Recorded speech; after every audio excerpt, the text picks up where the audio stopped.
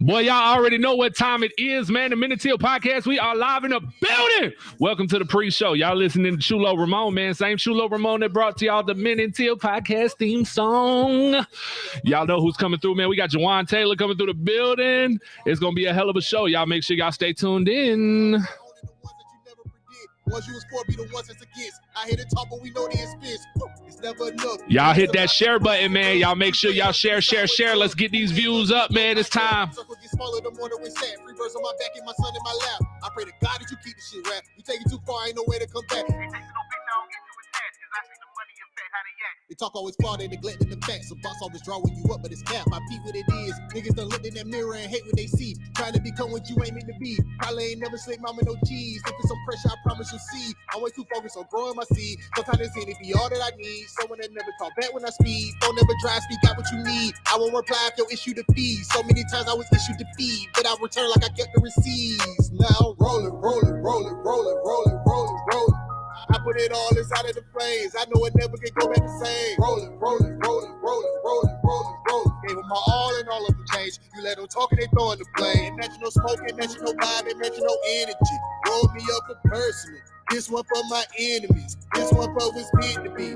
This one for the ones who know. This one for them switching teams. This one for me personal. You know it? Head in the clouds and they grave, but my ass is white in the drain. I put it all inside of the flames. I know it never can go back the same. Wake up the drum and lose with the days. It ain't no honor in niggas these days. Give them my all and all of them change. You let them talk and they throw in the blood. Ain't matching no smoke, ain't matching no vibe, ain't matching no energy. Roll me up for personal. This one for my enemies. This one for what's meant to be. This one for the ones who know. This one for them switching teams. This one for me personal. You know it?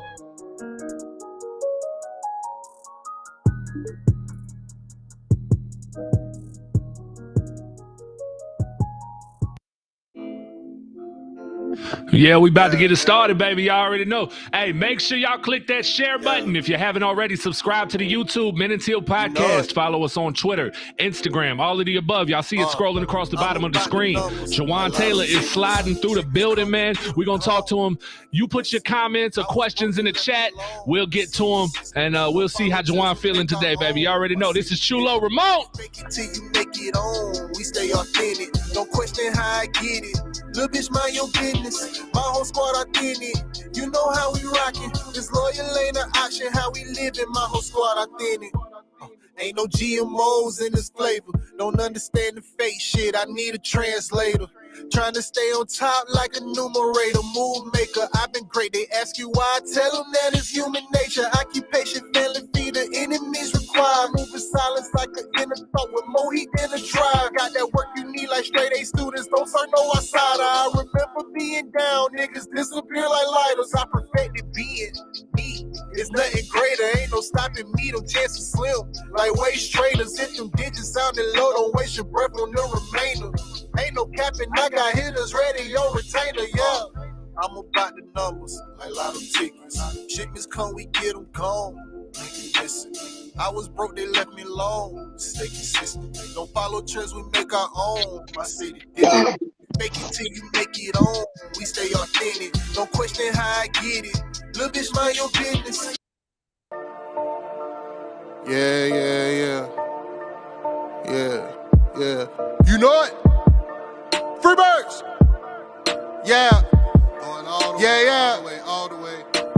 Watch how these pieces get moving like Hasbro. You know ain't no con in these raps, so I'm trying to be calm when it comes to the cash flow. You know talking shit till I die from the city we ride, no matter the outcome. You know when you out, watch your mouth in the jungle, a lot of them never escape from. Agent J when I bait some, 28 in my bag like I'm Freddie T. Agent K when I'm holding the city down, blocking all of the haters like Tony B. It's our year every year, if you quoting me, we gon' see on the field. They know the county, I scream it wherever I go. When I bleed, I just see black and teal. Feel like Brunel when the place is in action. Every line that I flow always solid, that mean I ain't worried about pockets collapsing. He may go all the way, running the X's and O's, gotta love how it happens. You ain't part of the gang, I ain't gotta explain why we ain't got no room on the wagon. MIT is the Army, the Navy, the greatest is Jimmy and Keenan, the ultimate package. Ooh, never could care how you feel. You are now in the mix with the men and Teal. Nothing but facts inside these conversations. Keep it 100, the law of the nation. With all the smoke, we can meet at the bank. You know the location. Executing the play when the ball cross the plane, that's the game. Hit my little celebration. Then all I can hear is them saying, yeah. Then all I can hear is them saying, yeah. All I can you hear what I'm saying? You know it? Yeah. Free birds.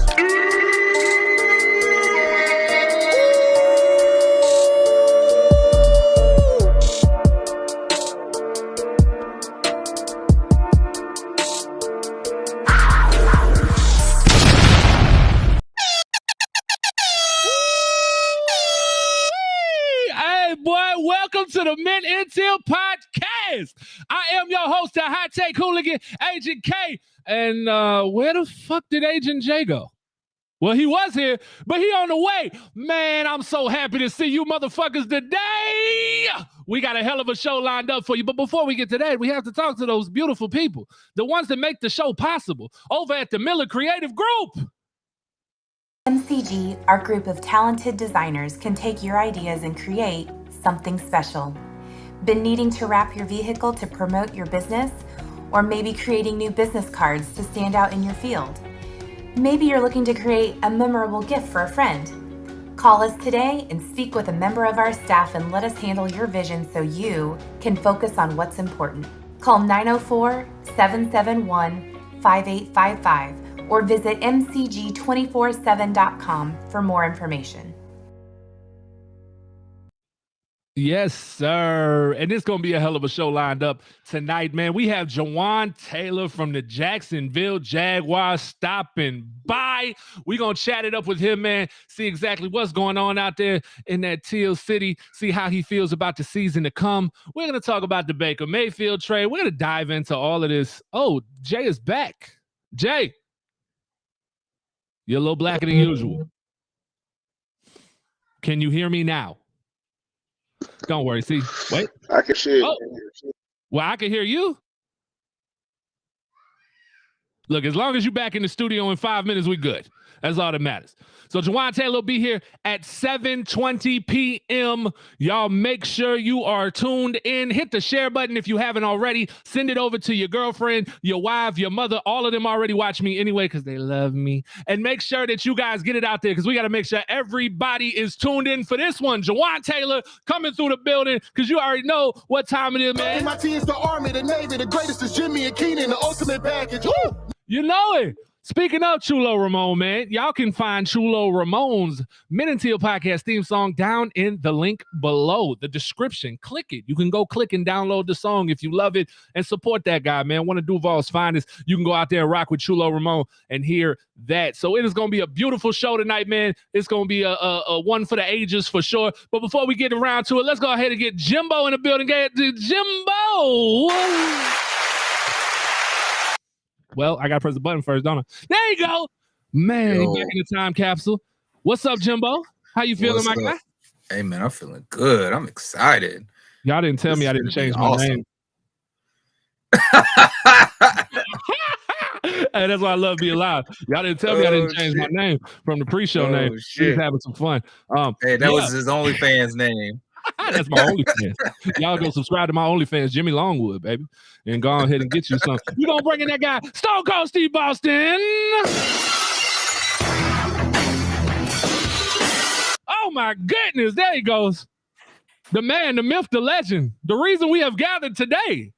Steven, with a PH. How are you doing, sir? I know you do that to get on my nerves. I know you do that to get on my nerves. Oh, y'all, wait a minute. I'm hearing from those above. Jay's here. Oh, my. Hold on. You know, Jay got to be on top. We got him, you know. Fucking right. I ain't no bottom. Hey, listen, that's another conversation for another day. And, of course, Mr. Money Mike in the building, ladies and gentlemen. So in exactly 3 minutes time, we will have Jacksonville Jaguars right tackle Jawaan Taylor stopping through so we can chop it up, man.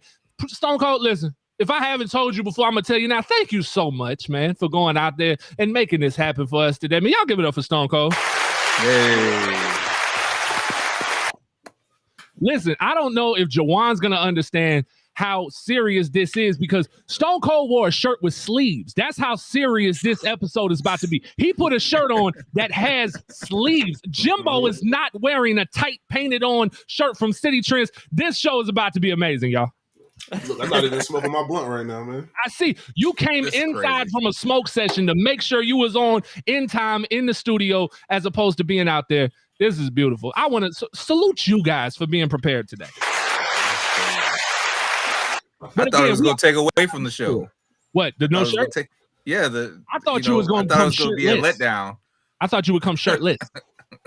That's what I thought. We might get canceled. I come on this bitch shirtless.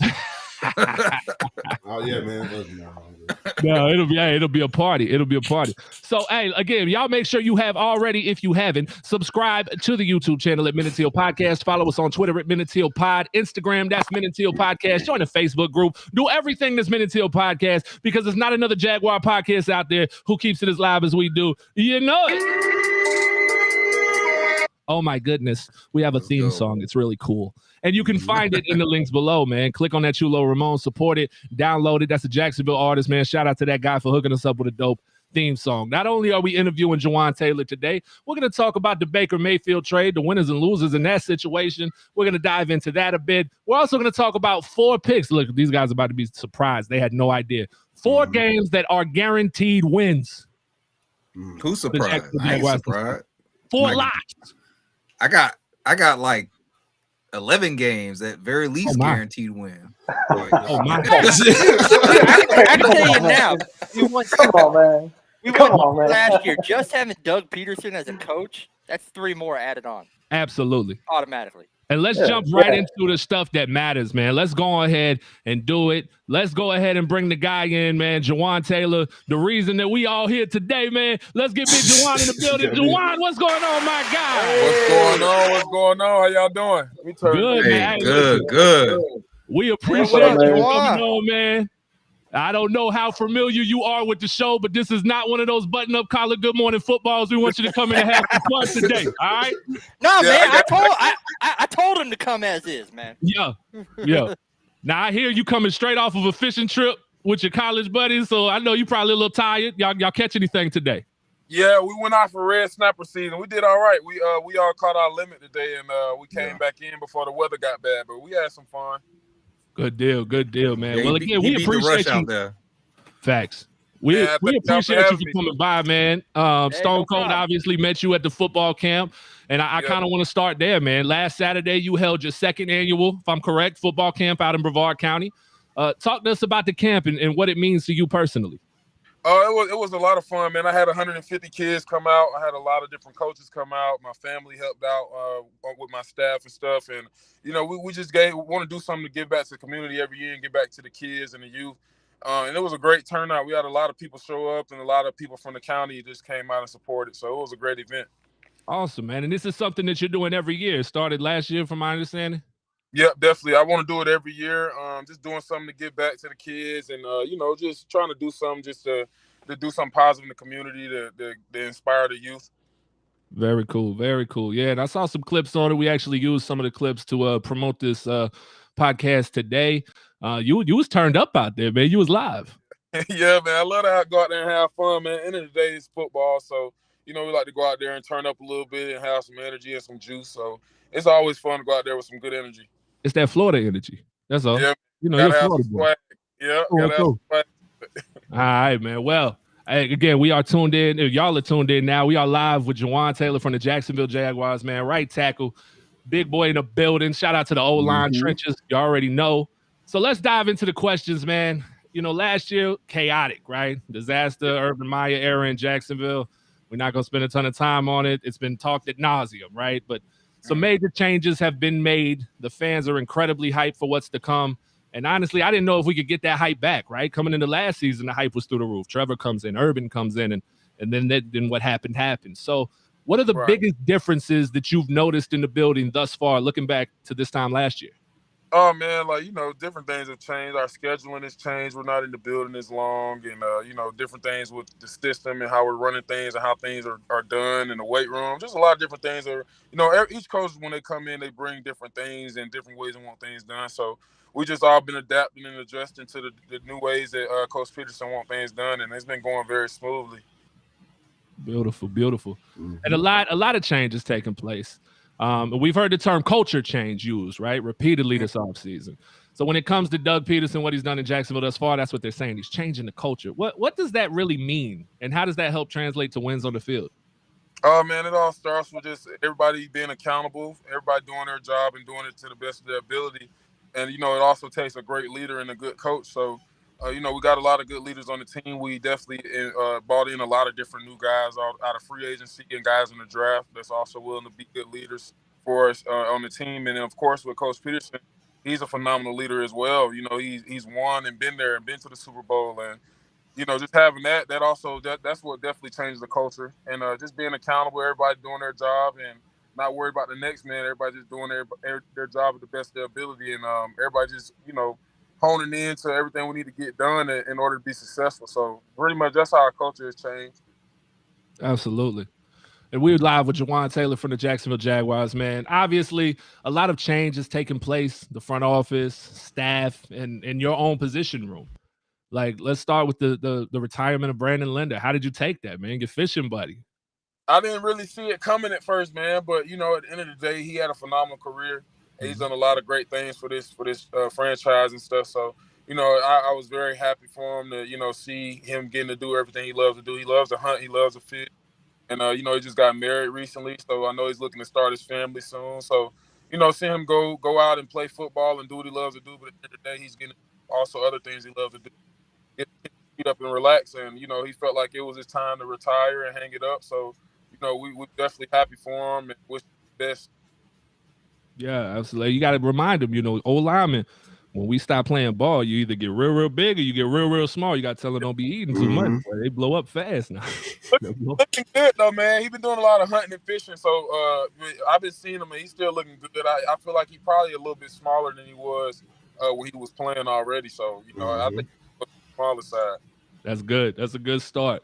Well, how different is it walking in that meeting room now? I mean, AJ Cann's gone. Andrew Norwell's gone. I mean, you walk in, you only see one starter from last year, and that's Cam Robinson sitting there. How different was it walking into that room now, and how is it?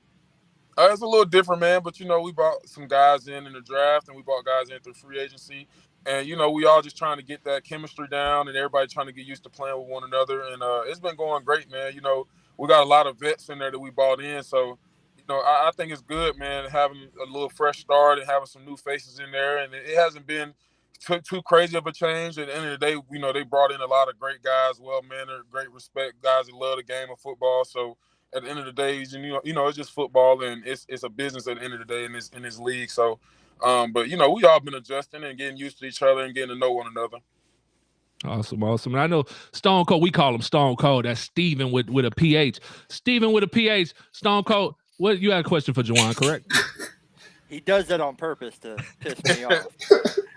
No, first of all, Jawaan, fellow Brevard County from my neck of the woods. I play for Melhi. You play for Coco. Okay. One of my main questions is, the turnover didn't just stop with the roster. Since your rookie year, you've had Coach Warhop and only Coach Warhop. I would like to know what's the differences with Warhop and now your new offensive line coach, Phil Rauscher. It's just a little difference, man. At the end of the day, we all playing football. We trying to learn new things, and different coaches bring different techniques and different ways they want things done. But at the end of the day, man, we still out there having fun and still out there trying to get better. The offensive line, we get critiqued, and the fans want to see us get better. So we've been doing everything in our power with Coach Rauscher trying to get better. He's been bringing a lot of energy and Coach Warhop did a phenomenal job too. So it's a little bit. Different things going a little bit what we did with Warhop, but Coach Rauscher's been doing a great job with us. All right, and also, during your career, you have been set in stone at the right tackle from day one. You have been beyond healthy as a horse. Not many people could say I've played every game since day one. Right. But now you hear the new noise going around between the competition between you and Walker Little. How do you feel about that? Does that, just thrive having the competition with you? And what's your thoughts on that? I've just been embracing it, man. At the end of the day, every year you fighting for a job. Everybody's fighting for a starting job, starting position. So I just embrace it, man. I just go out there and do my job every day and try to get better and hone in on my craft. and I don't really worry about the noise or too much around me. I just go out there and just do my job and try to get better to help my team win games. Yeah, I feel you on that one. Right. That's it. That's all you can do. We're live, man, with Jawaan Taylor from the Jacksonville Jaguars, man. Jawaan, you've personally have had some major highs. I mean, your rookie year, rookie All-Pro. Throughout your career, you've had highs, you've had lows. This being a contract year for you, seeing the type of deal Cam was able to earn last off season, what are your personal goals for this season? Well, mainly, first and foremost, I want to win. It's not really always about me; it's about the team. And, bringing in new coaches and new players and stuff, I'm just looking forward to trying to win a lot of games. My goal personally for the team is to have double-digit wins, and I also want to go to the playoffs, man. I want to be playing in January, playing in February. So that's team goals. Personal goals, of course, I want to play in Jacksonville and stay in Jacksonville. So get my new contract, and I know I'm on my last year. So this is a major year for me. So that's always a goal, and just staying healthy, man, being available and being ready to go every Sunday. Absolutely, man. We hope to keep you in Jacksonville, man. That's one thing, man. Being able to re-sign your draft picks is incredible. So happy to hear Cam sticking around. Josh Allen getting his 5th year, and then hopefully we'll see the same with you coming back next season, keeping that core in place. Jimbo, I know you have a question for Jawaan. Yeah. At first, I gotta say, that's a dope shirt, man. That's a dope shirt. They get all me for my shirts, and yeah, I might have to cop that, man. We might have to figure out where you got that from. Yeah, I'll let you know. Hey, you know where you can get some dope shirts? I don't want to interrupt, but you know where you can get some dope shirts? Hold on, I got to set up. You can get some dope shirts at www.JawaanTaylor.com. Hey, I'm not going to lie. I had to plug it, bro. I had to plug it because I went to the site and it's fire. Like, listen, Hottie, we talk about Hottie on the show all the time, and I loved Hottie. Like, we wanted to get Hottie on the show last season. We just couldn't make it work. But we would talk about Hottie constantly playing his lives and stuff. And his store, it was lackluster, man. It was like he didn't put a lot of thought into it. You got some swaggy gear on here, bro. Hottie had the hood store. It was just t-shirts and beanies. Hottie had the corner store. Jawaan got an actual boutique going on here. He's got female leggings and all of the above, man. Shout out to the store. So y'all make sure you check it out, man. Y'all can grab some merch today. But go ahead, Jimbo. I'm sorry. Nah. Good plug. I like it. Hey, but Jawaan, man, I've been looking over this 2022 schedule, right? And though by name, we really don't have any back-to-back home games. We're at home, then we go to London, then you got to fly out to London, then you're coming back home, right? Does that make it hard for the team or yourself as far as preparation goes, to constantly have to be bouncing back and forth and not being able to play a couple straight home games? The preparation never really changes, man. The game planning always is usually the same, consistent throughout the weeks. But in the NFL, you got to adapt and overcome. You never know. Even in the off season when it's going on to the the postseason, you got to be ready to play wherever, man. So you got to be able to strap up and go. Even if it's in the parking lot, we got to be ready to play. So you just got to adapt to it, man. And the preparation doesn't usually change. We usually just get game plan and watch the film and get ready to go, whether we're on the road or home. So, it's not really a difference for me either. Whether we're on the road or at home, I just know on the road it's a little bit louder, so you got to be ready for crowd noise on the offensive side of the ball. But it's not really that much of a change in preparation. It's just, we know we're going to be on the road a lot this year, so we already get our minds right for it now. Okay, cool. So with that said, looking at the schedule, is there any team on there that you just really hyped to play? You just can't wait to get into the trenches with them and play them? I know a lot of people keep talking about us playing the Cowboys this year. That's the main team everybody comes up to me about lately is you guys playing Dallas, So I think I'm looking forward to that game, just because a lot of fans are looking forward to seeing us face them. So I think I'm looking forward to that one. Yeah, I can't wait to see you smash them boys. I can't wait to see you smash them boys. I know that's right. Just lock up Michael Parsons. That's all. That's all we're gonna do. We're gonna come in, lock up Michael real quick. It's no big deal. We gotta do something. Gotta keep it moving. You already know. Gotta keep it moving. All right, so we look ahead. You got Trayvon Walker, right? Josh Allen, Foye, Devin Lloyd. Now you heard he got asked the same question on the podcast, All Things Covered. He wouldn't tell us who he looking forward to playing. Mm-hmm. He said somebody passed him up in the draft. They lied to him, said they would take him and didn't take him, and now they're on the schedule.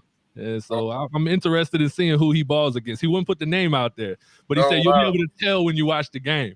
Okay. So it'll be I can't wait to see that one too. yeah, it'll be interesting. But again, with Walker, Allen, Foye, Lloyd, all of that, fans and even the media around the league, there's starting to be some respect mentioned when it comes to this defense and talks of almost like that Saxonville team being back defensively. What have you seen going against those guys, Trayvon and company? Man, all I can say is, with teams, offenses, they got to be ready to game plan against them because, man, they're going to bring everything they got because, they've been flying around in phase 2 and phase 3 with our OTAs, man. It was just, had so many different packages and they looking really good, man. So, they're definitely hunting and they're on the hunt to get as many sacks and as many interceptions, everything that they can get. They get really hyped and our new defensive coordinator doing a great job with them. So, yeah, they definitely looking really good. Absolutely. I think the one thing I would say, just from what we've seen in videos, is fast. Yes. Boy, look fast. Yes. I can't wait to play with him on Madden.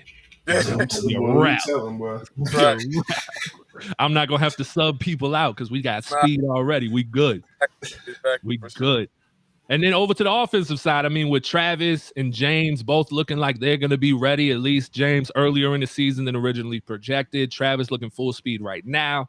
The additions of Kirk, Ingram, Jones, Jagnu's looking good. Hurt he didn't drop a pass, all OTAs. There seems to be no shortage of weapons on the offensive side. How do you feel about this offense now, and how does it really differ from last year? I feel great about it, man. We added a lot of, like you said, a lot of weapons, and guys are coming back off injury. So, Trevor's going to have different weapons to throw to all game, every game. So, it's definitely exciting. Everybody looks good. Everybody's healthy, and everybody's running around and getting used to the new system we're running. So it's definitely exciting, and I'm excited about it. The offense is looking great. I can't wait. I cannot wait. We'll be in the building. I'm going to be there week 1. We headed out to the Commanders game. Awesome. We're going to load up the camper and head out there. We're going to go crazy. See, I got crazy. You listen, just look up, man. You ain't gonna. I'm 6'9", 350, bro. You're not gonna miss me. I'm a giant out there. Listen, I come on the field, they're gonna give me a helmet. Don't worry, like it's different, bro. We gonna be out there going crazy for y'all boys, because I mean, listen, the story writes itself, right? WINS is coming. What y'all did to him in the last season. I mean, it writes itself. Stone Cold looks like he has one final question for you. Am I still muted? No. Oh, okay. I got this, baby. I'm a pro. Well, the thing was still on there, man. The network just called me. They said, listen, if you can stop cussing, we'll bring you on. I told them, fuck that shit. Fucking right. What you got, Stone Cold? All right, man. Since you're a bit of a redneck such as myself, how was it with the grouper, man? I'm telling you, the big video, 400-pound grouper, a fish that's bigger than you. Oh, man, it was a lot of fun, man. I went out there in Jupiter, Florida with the Black Tip H fishing show. They on YouTube, really well-known fishing show. And my agent, Drew Rosenhaus, he hooked up the whole trip. So we went out there originally to catch big snook because the snook were running around that time of year. And after we caught the snook, we were, pretty much trying to figure out what we wanted to do next. And they asked me that I want to go catch a Goliath. And I was all for it. It was a lot of fun, man. We went out there and I was in like 50 feet of water right off the beach. And I dropped it down about halfway through the water column and caught him in like 3 minutes. It was a lot of fun. Oh, man, I've had my fair share. I've caught a marlin, which was that was about an hour fight alone. Yeah, that's a big fight for sure. And mahi and everything. When you get down here, let's go to Lake Washington to catch some bass. Hey, I grew up doing that, man. That sounds like a lot of fun. No, and if I may ask a full-on question before you get out of here, could you possibly we've been talking about getting a rookie on here, maybe Walker or Lloyd, maybe for the show. I see Kay laughing over there. Hey, don't be begging, bro. Hey, man. Jawaan, just tell your folk about us, man. Just tell you. My merch, bro. They was good people. That big ass white boy, he funny as hell, bro. Just go, man. Just tell them about us, man. All right, Jay, I think you had one. I'll try to get one-on-one for you, for real. I got you. My man. Jay, you got something before he's out? I know the Florida. It's just more Gator stuff, man. Oh, it's just more Gator shit. Honestly, it's like, hey, we got a couple boys that flipped today. Got a couple of them Jacksonville boys. They flipped and say they coming. They say they coming home. So, hey, man, we just got. It wasn't really no question. It's just like, hey, bro, we gotta. They were trying my dog Billy like he was at like a major conference school last year. Like his recruiting is bad. It's like, bro, it's not bad. he's stepping into different waters when it comes to recruiting. And once they start, honestly, I think whatever they do with Anthony Richardson and shit this year, like that's gonna propel the next class, all them next classes up anyway. So you get some of these cornerstones in. But I mean, I guess the question would be how you think it's looking for the Gators, man. They looking good, man. Like you said, Anthony Richardson being the quarterback this year, and once they start winning even more games under Napier, and even they're opening up their new facility too for the players, so that's gonna draw even more with recruitment. So they definitely gonna be good, man, this year. And with Napier with the recruitment, it's gonna be. I feel like it's gonna be a lot easier for them with recruitment when they're winning and opening up a new facility. So I'm not too much worried about the recruitment for Florida. Guys are going to come to the Swamp anyway, especially with them winning on top of that. They're going to be good, man. And Napier's been doing a great job, and he's going to do a phenomenal job under them. Yes, sir, oh, yeah. Yes, actually, minutes ago, just got a 4-star receiver. Exactly. Yeah. I did see that come across. So, yeah. Hey, bro, it's going to work. We going to be fine. Whole podcast Gator fans, bro. Everybody, all of them. That's all they do. I try to talk Jaguar football. They're like, but the Gators – all right, so we're gonna let it happen. Jawaan, before you get out of here, man, I need something from you. I just need, let them know what podcast is repping for the Jags the hardest, bro. Just let them know. I got you, man. I will. I definitely will. Yeah, we got to tell them the Minute Till podcast holds it down, man. And can we get a Duval out you real quick, bro? Yes, sir. Duval! Oh, man. Y'all give it up for Jawaan Taylor. That felt good. I felt that. Thank y'all for having me. I appreciate it. Hey, no problem, yes, sir. man. Oh, man, that was great, man. Y'all give it up one more time for Jawaan Taylor, bro. Yo, it was a beautiful, beautiful interview, man. We got to unmute Money and unmute Jim Bosey. And what's up, guys? Jay about to switch his. Oh, that's cool. This is how it should be. What? I'm just trying to figure out how to get this shit on goddamn. Oh, you got to go back to this one. It's because we have the merch. We have this up. Oh, yeah. Okay, you got that on. There it is. And then bam. Musical squares and bam. And bam. And then I don't like him up there, to be honest with you. Yeah, get out of there. We're going to make an Oreo up top with some milk in the bottom. We're about to dip this cookie. Hey, that was a great interview, man. Shout out to all of you being super professional with your questions. Money Mike is wearing, once again, the greatest shirt on the show. Just so crispy. Look at this guy, bro. It must be 120 in Florida today because the fireplace is lit. No fireplace today, man. It's too hot as hell every day. Too hot, man. Yeah, I'm not gonna lie, man. It's so cold. It was last episode, man. I got up, I was sweating all down my back, man. Man, look at here, bro. Hot as hell every damn day. But it was hot as fuck. Yesterday, it was hot as fuck. Yesterday, in real deal, was 100 degrees. And with the heat index, it was like 120, dog. Like, bro, I didn't even try to push it that way, bro. I was chilling. I was like, hey, bro, I'm taking my time. It's no, I said, I'm gonna die. I said screw all the arrival times and everything on my list. I'm not gonna kill myself. I don't even know what those are, man. What are those? Hey, but man, listen, hey, great job, fellas. I'm getting clapping up for you guys. Great interview. Stone Cold was wonderful. Listen, when we let him speak, sometimes he doesn't fuck it up, man. Stone Cold, man.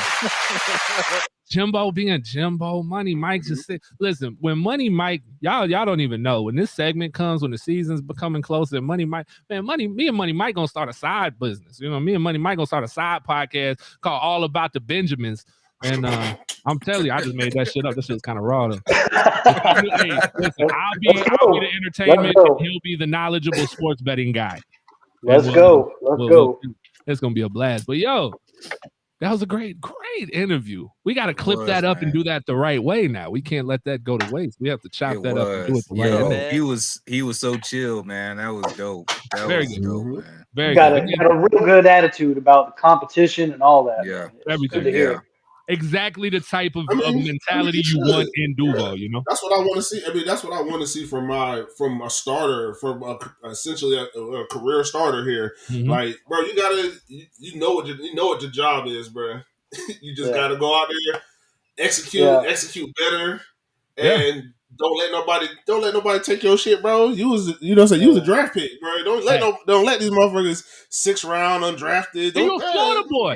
Yeah. Not even just you went to Florida. You a Florida boy. We built different. Mm-hmm. Right. That's You right. not coming in and just taking some shit from us. We built Nope. different down here. So Nope, we're gonna I sweat it out, think boy. we're gonna see the best Jawaan Taylor that we have seen ever. And his rookie Jawaan Taylor was pretty damn good. Yeah. So I think we're gonna see the best Jawaan Taylor we have ever seen. And it was a great interview, man. Again, thank you, Stone Cold, for making that happen, baby. So basically what we do is we find out where Jaguar play is going to be, and we just send Stone Cold. We say, hey, I heard Josh Allen likes Starbucks. Go hang out at the Starbucks. Couldn't pay me enough to go in there. Oh, fucking right. We could. What's that coffee place down by the beach? Something Bean. Y'all know what I'm talking about? I mean, you talking about Bowl Bean? I don't drink coffee. Bowl Bean. That's where Trevor be at. They got a couple different ones over there. That's what Trevor be at. Bro, coffee is nasty, bro. I don't know how. Jimbo, you just said like a couple hundred people at a Bowl Bean hanging out going to stop. Free? Can you chill? Somebody better call Bowl Bean and tell them they better call us because they just got some promo. We are owed some money here. Speaking of a couple hundred, Jimbo, that shirt you like, that's probably like $650. Mm-hmm. With the ripped off teddy bear head? Yeah, it's probably about $650. I don't even know what it was. I don't even know what it was, but I bet you it was about $650. Just because it's just maybe $850, bro. Because if that was a Gucci shirt, it's $850 off rip. But listen. The problem is if I came on the show wearing that shirt, y'all would have clowned me. No, we wouldn't. Me. Like that's my swag. That's my style right there. No, Jimbo. You are not. Jim, time out. That's my swag. Time out. No, it would have been a ripped off teddy bear, but it would have been but it would have said Savage in the background, like in the board, like something or something with 100 emojis all over the sleeves. And looks like a Spitfire T-shirt or some shit from back in the day. Like, come on, man! I'm gonna have my girl a plane, but you gonna have your girl make you one of those. I'm gonna have my girl make me one of those shirts. A plain color tee with a nice logo, nice design on it. It's always going to win. And then you can wear the Pippen jersey over it. Kobe getting snapping, boy. She said airbrush. I was about to say airbrush, and she said it in the comments. The airbrush, bro. I had several airbrush shirts from the mall. Ocean Air Graphics, bro. Tommy, bro. That's my people's, bro. Tommy good people, bro. Yeah, bro. Tommy, bro, smart dude, bro. Him and my partner did a whole bunch of business together, bro. Like, but yeah, Tommy go airbrush, graphic design. He's one of the coldest people that I know in the city that can do everything you want to do. No! Yeah. Hey! Wow! I remember that's a button up. That's a button now listen, I can still fit this. I remember this hurts my heart. This hurts my heart to see that. We got that shirt made for Jimbo's mixtape release. Who the Thunk It Volume 1? Bro, that's the shirt you should wear that's one of the shirts you should have worn. Boy, you got a dickie, boy. Oh my, bro, that's the most, bro. Jimbo, you will go to jail if you wear one of those, bro. Like all you need is some black forces, bro. It's here. It ain't here. It's at my actual house. But I even still got the So Cold Entertainment with the Yeti. With the snow gorilla crushing the ice. That was the best one. I got that at the crib too, man. I might wear some throwback shit now. See, that's what I'm talking about. That's dope, boy. I used to have a bunch of button-up West Coast the shitty one. You had the good one. I had the one that was supposed to look like a gorilla chest, but it really looked like a Ninja Turtle chest. Yeah. It's like, this bitch, I paid like $100 for that shirt. She was supposed to paint it by hand. It was supposed to look like a gorilla chest. The shit just had 5 different plates, look like body armor. My little brother got me a shirt like that, but it's of Master Chief. Master Chief chest plate. Master Chief. That's funny. Shout out Master Chief. Shout out Halo. Have you watched Halo? John. No, not yet. You watch goddamn Star Trek, but you won't watch fucking that Halo show. What Star Trek you be watching? I mean, I don't watch Star Trek, but we talk about it every goddamn day. We talk about it on here. No, that's Star Wars. Not Star Trek. Whatever. No, man, cancel this guy. Don't do that. Cancel this guy. Get him out of here. I didn't know, but it is like a really, really big difference. Like I kind of knew because my brother and my mom are like Star Trek people, But there's like, bro, they get mad, bro. Like if you like, It's like calling a Well, Mexican it Puerto is. Rican. It's a big yeah, difference. it's a It's big. like I mean, calling it is a Puerto big Rican difference. Mexican and vice versa. Yeah, and the difference is that Star Trek is boring, and I've never really sat down and watched all that goddamn shows or the Don't fucking say that. Jimbo movies. about to fire your ass up, boy. No, I'm a Star Wars guy. And, Star Wars. and Star Trek is You used honestly, to watch it with Dad, though. Yeah, I used to watch it with Dad. That's why he Deep Space loved you Nine more. and Voyager and shit. Like, yeah.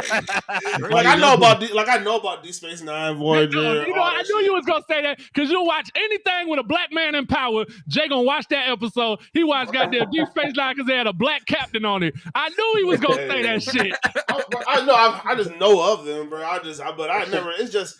I can never get into it, bro. Like seeing Reading Rainbow, I'll be like, bro, I don't believe anything that's going on. Especially as a kid, bro. Like, well, yeah, I think. Okay. If we're gonna take a Don't step back, man. Don't mess with Lamar. That's one of my heroes, man. I'm 31 years old. Every time I saw it, that's who I knew who that was. 31. And I saw it on TV. Yeah. I'm like, bro, that don't. I said, bro, it's Reading Rainbow. Like, I don't even. I'll go watch wrestling now. Like, I'm not about to watch it. I don't know. It's just what it is, bro. I don't know. Hey, no, you make that point since Jimbo, you're a Star Wars man.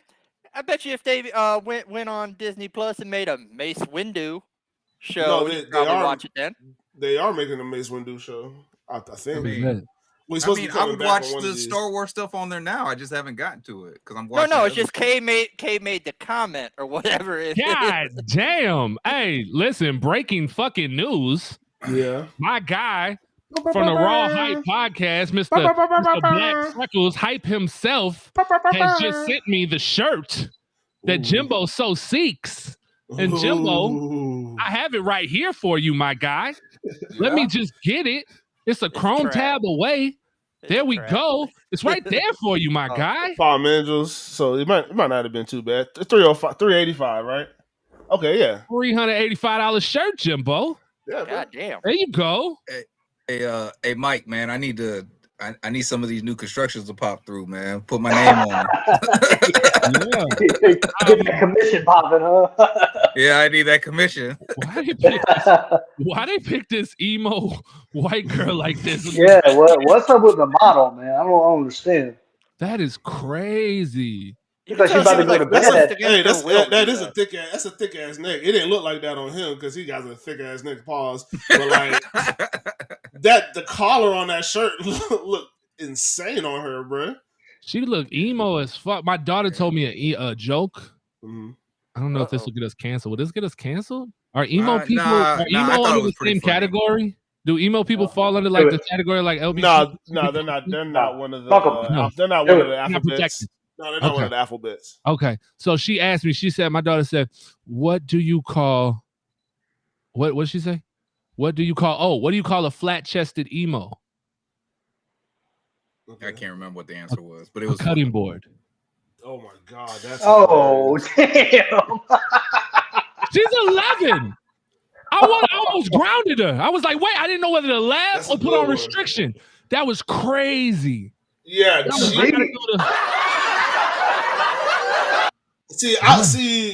wouldn't at that age, I wouldn't have said nothing like crazy like that. But like I had one where it was like it involved like I would get canceled for saying it on here for real. But it involved a way the joke was it involved a way of having to try to get 4 individuals to fit on one stool. Bro, I said that shit when I was 11, bro. Whoa. And my entire family was crying. Okay, so she can hear the show. She wants me to tell the joke she told after that, which was, what do you call a white man having a seizure? Joe Biden? A milkshake.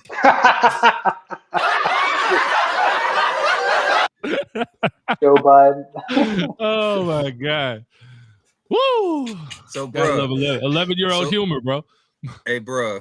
So Baker. Bro, I'm about to buy a Panthers jersey. No, I am buying, bro. I am buying a Panthers jersey. The Browns did Baker Mayfield absolutely filthy. He is No, the they only did. Yes, they did. Yeah, they have did. had Yes, they since did. Bernie Kosar. The only respectable quarterback they've had since Bernie Kosar goes by the name of Baker. Grab my nuts at the other team, Mayfield. And you know, and Jay knows I wanted Baker, and I was a huge Blake guy. But Baker was the one guy that I was like, if we drafted Baker Mayfield, I'll be happy as hell. His energy, the way he did what he did on the football field, I didn't care about the limitations. I didn't care about his accuracy issues. I didn't care about that. You could structure an offense to win with Baker Mayfield, and Cleveland did that. They did that. And it wasn't like OBJ was balling the fuck out and having outrageous years and outrageous numbers. They had a great running game. They had a strong defense, and Baker Mayfield and that offense and that scheme was able to produce. And then you turn around and you slid in somebody else's DMs. You slid in somebody else's DMs on a slide. You didn't even tell him. You didn't go to him and say, listen, baby, we need to see other people. I think we need a break. You didn't do that. Instead, you just waited till he fell asleep and slid in somebody else's DMs, and you started trying to pull him. And the worst thing about it is, yeah, you slid in a battered bitch's DMs, but that bitch is questionable morally. That bitch's DMs you slid in is a questionable bitch at best. Maria Cruz? That motherfucker. That, ooh, yes, sir. No, Deshaun Watson actually exists. Questionable at best. Bro, think Shout about out Maria it. Cruz. They decided to literally say we the are best not quarterback. shouting out a ghost Don't do on our that. podcast. Don't do that. That Don't shout out to them. I honestly, Why would you bring her up? because I'll tell you, bro, Jimbo must have sent her a cash app, boy. I He think mad he about Definitely that, did bro. not. Don't do Jimbo, that, bro. Jimbo Don't sent her do a that, cash app, bro. I'm telling you, bro. Maria I did it for Cruz, context and reference. I have a theory that that girl is no Jimbo longer subscribed living to somewhere. OnlyFans? No. Something. No. Look, I have a feeling that girl is no longer alive somewhere, and somebody is just using just old ass photos, and they just have her phone, bro. And they're just using old recycled shit, bro, and then getting old horny ass men in these Facebook groups to send them money, bro. Like, I respect it, like that's a good hustle, but like the bitch be having goddamn football takes and shit. I'm like, all right, bro. Yeah. The stick is up, bro. This is not how she feels. Calm down, Michael. Yeah, bro. Fuck out of here. Fuck out of here. So no, yeah. bro, you did not, bro. What Cleveland did to Baker is it was wrong. horrendous. It is absolutely awful. And then for the media to slam Baker the way they did for his initial reaction to it, I thought Some was bullshit. incredibly insensitive, ridiculous. One of the things that makes Baker who he is his emotions, the way he plays the game. That is what it is. Cleveland, you had no other option last year. This man sacrificed his body and played with a sling on that limited his capabilities, limited what he was able to do, and still went out there, fought through the pain. I'm dealing with a torn labrum myself, and I don't got to throw a football. It hurts to reach back and give my daughter. This hurts. This is as far back as I can reach. If I go beyond this, the pain is ridiculous. It's the NFL, bro. They do this shit to everybody, bro. He's not special. Bro, he gave sorry, you. I'm just saying. I mean, I feel you, but he's just not special. He was special. He was special enough to not get. He was special enough to not get treated the way he got treated. Special enough not to make the fucking playoffs. Like, you gotta understand, bro. This shit. But he did make the playoffs. He got a playoff game. Baker got him to a goddamn playoffs. Beat the goddamn Steelers. Smoked the Steelers. Baker. When the last time the Browns have been thought of in that division as you know who else beat the Steelers in the playoffs? Blake Bortles. Woo! Talk about it, baby. And Tim Tebow. And Tim Tebow. So what I'm saying. And thank you for that. Say that, huh? You know what I'm saying? No, but what I'm saying is the Broncos have been relevant. The Broncos have still been relevant. The Browns have not been relevant. They had Myles Garrett, still weren't relevant.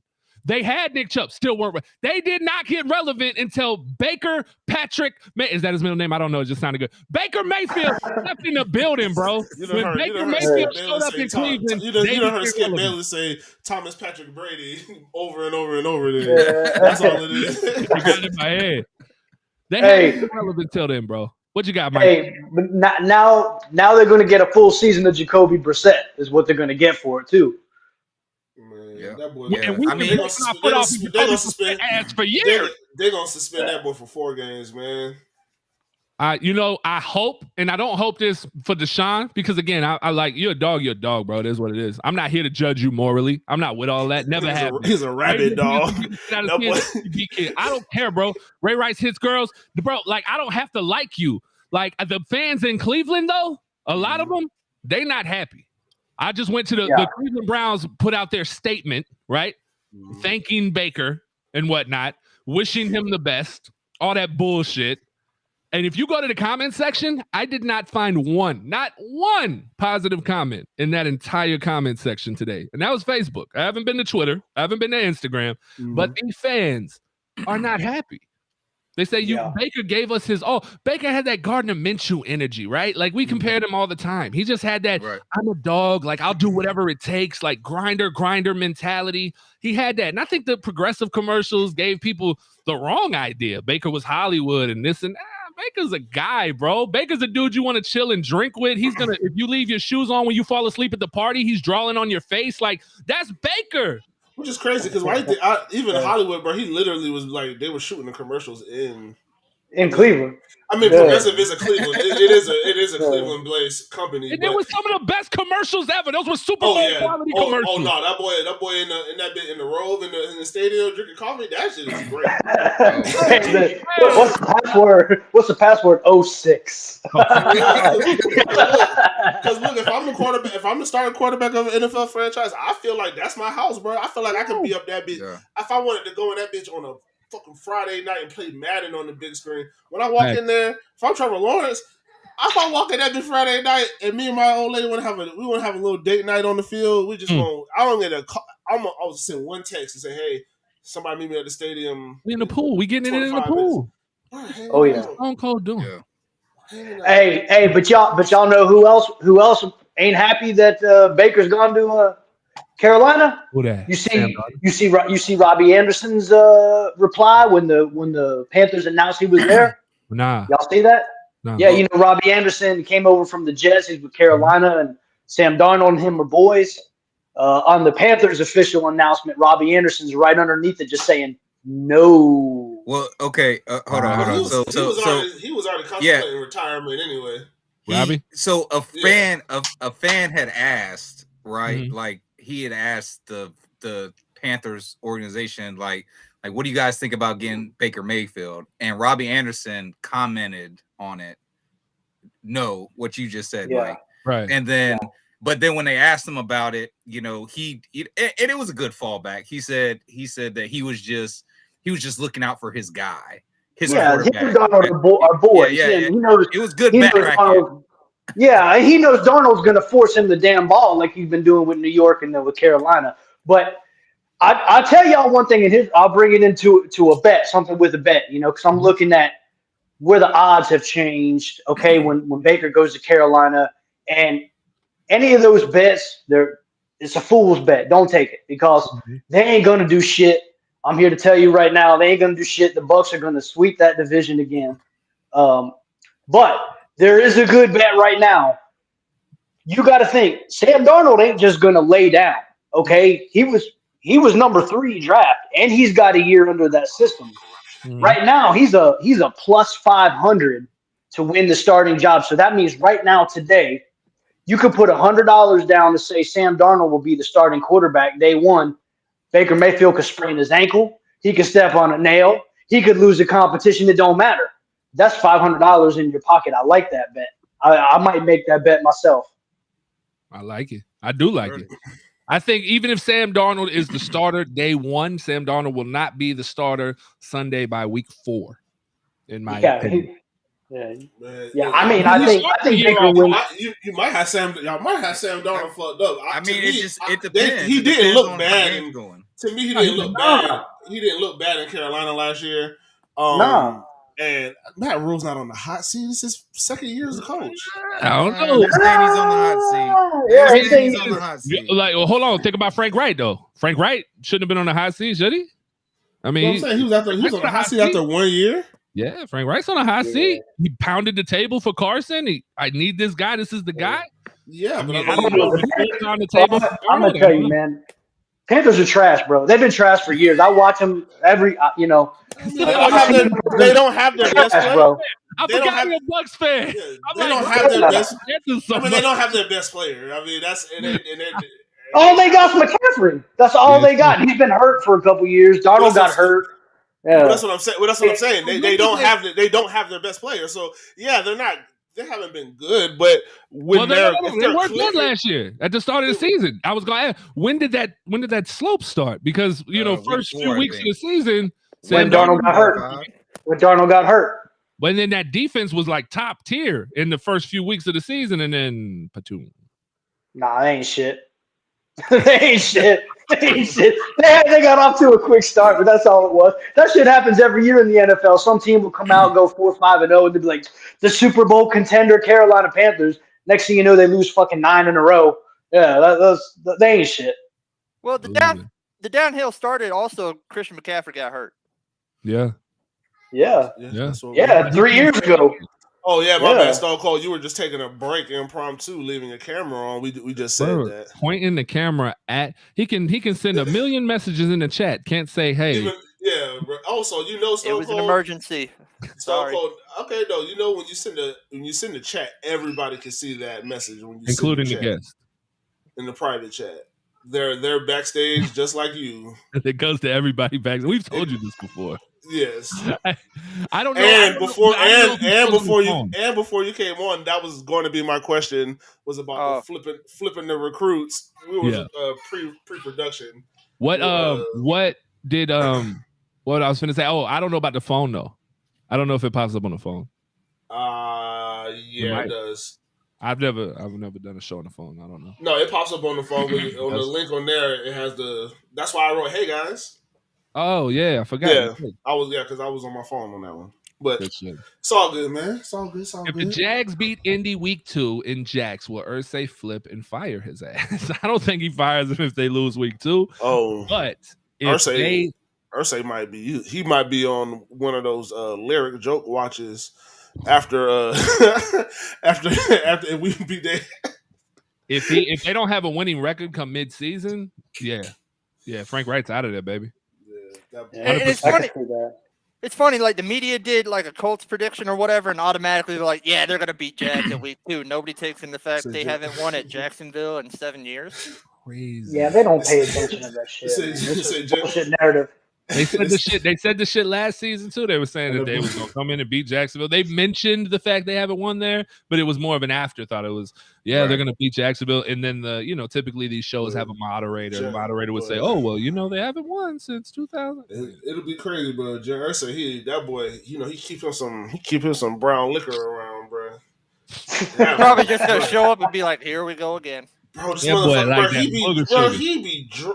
motherfucker be drunk. And like I'm like, all right, dog. Like it's like even when he talk like, oh yeah, you're trying to mask a little bit, but you're blitzed right now, bro. Oh, you're faded. Out of there, bro. He just wowzers. Hey, we appreciate y'all for tuning in, man. It's the Men and Teal podcast. I am your host, the Hot Take Hooligan Agent K. That's Agent J, the cannabis analyst. That's J to the I to the MB. Oh, that's Money Man Mike, and that's Stone Cold Steve. Stone Cold Steve. Boston in this bitch. And let's go ahead and shout out the sponsors because they are just so good to us. Hey, Jacksonville.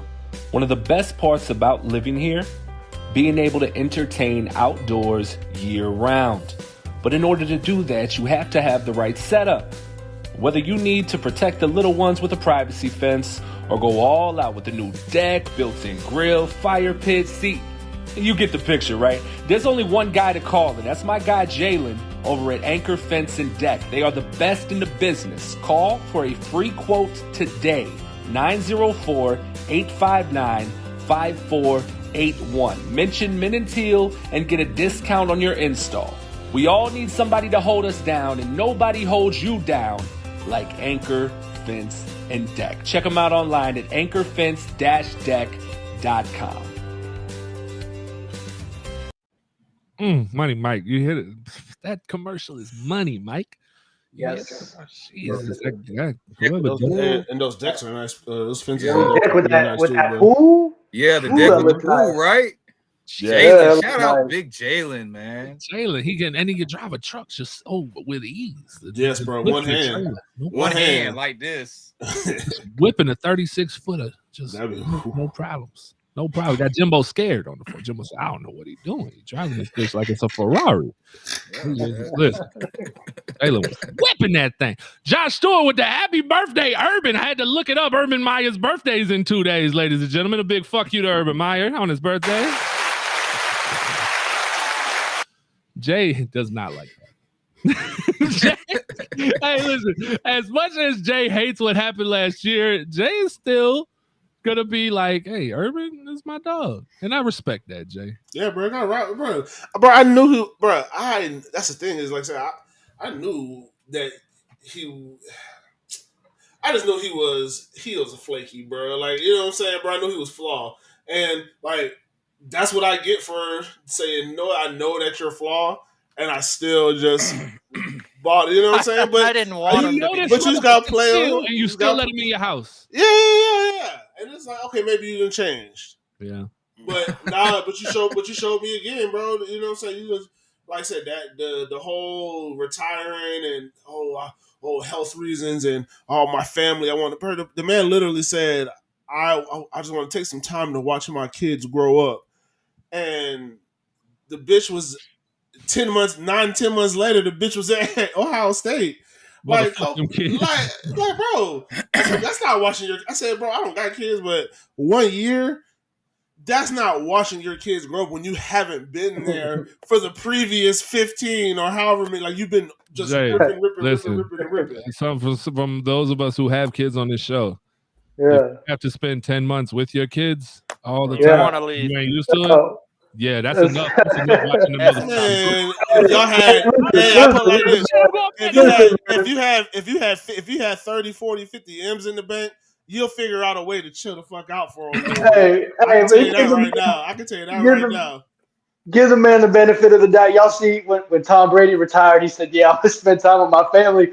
And he came back a month later. Somebody said, "Hey, you must have some badass kids," because he came back real quick. Yeah, listen, Mike, listen. Yesterday, I told my wife she is never, ever, ever going back to work ever again. Like, I will never come home. I will do whatever it takes to not be the one in the house to have to deal with this shit. My son is, what is it? I guess, they like to be technical. He's 16 months now or something like that. He's old. He's a year old. Fuck that. And my son laid down for a nap. Mr. Brock laid him down for a nap. Put pants on kid, all that. Got his diaper on. Pants on the diaper. Larry likes to take it off. Somehow, Siskel and Ebert, motherfucker, what their names is, the Penn and Teller, got out the goddamn pants. It's all the same. Two white guys, old white guys. It's all magic. Got out the pants.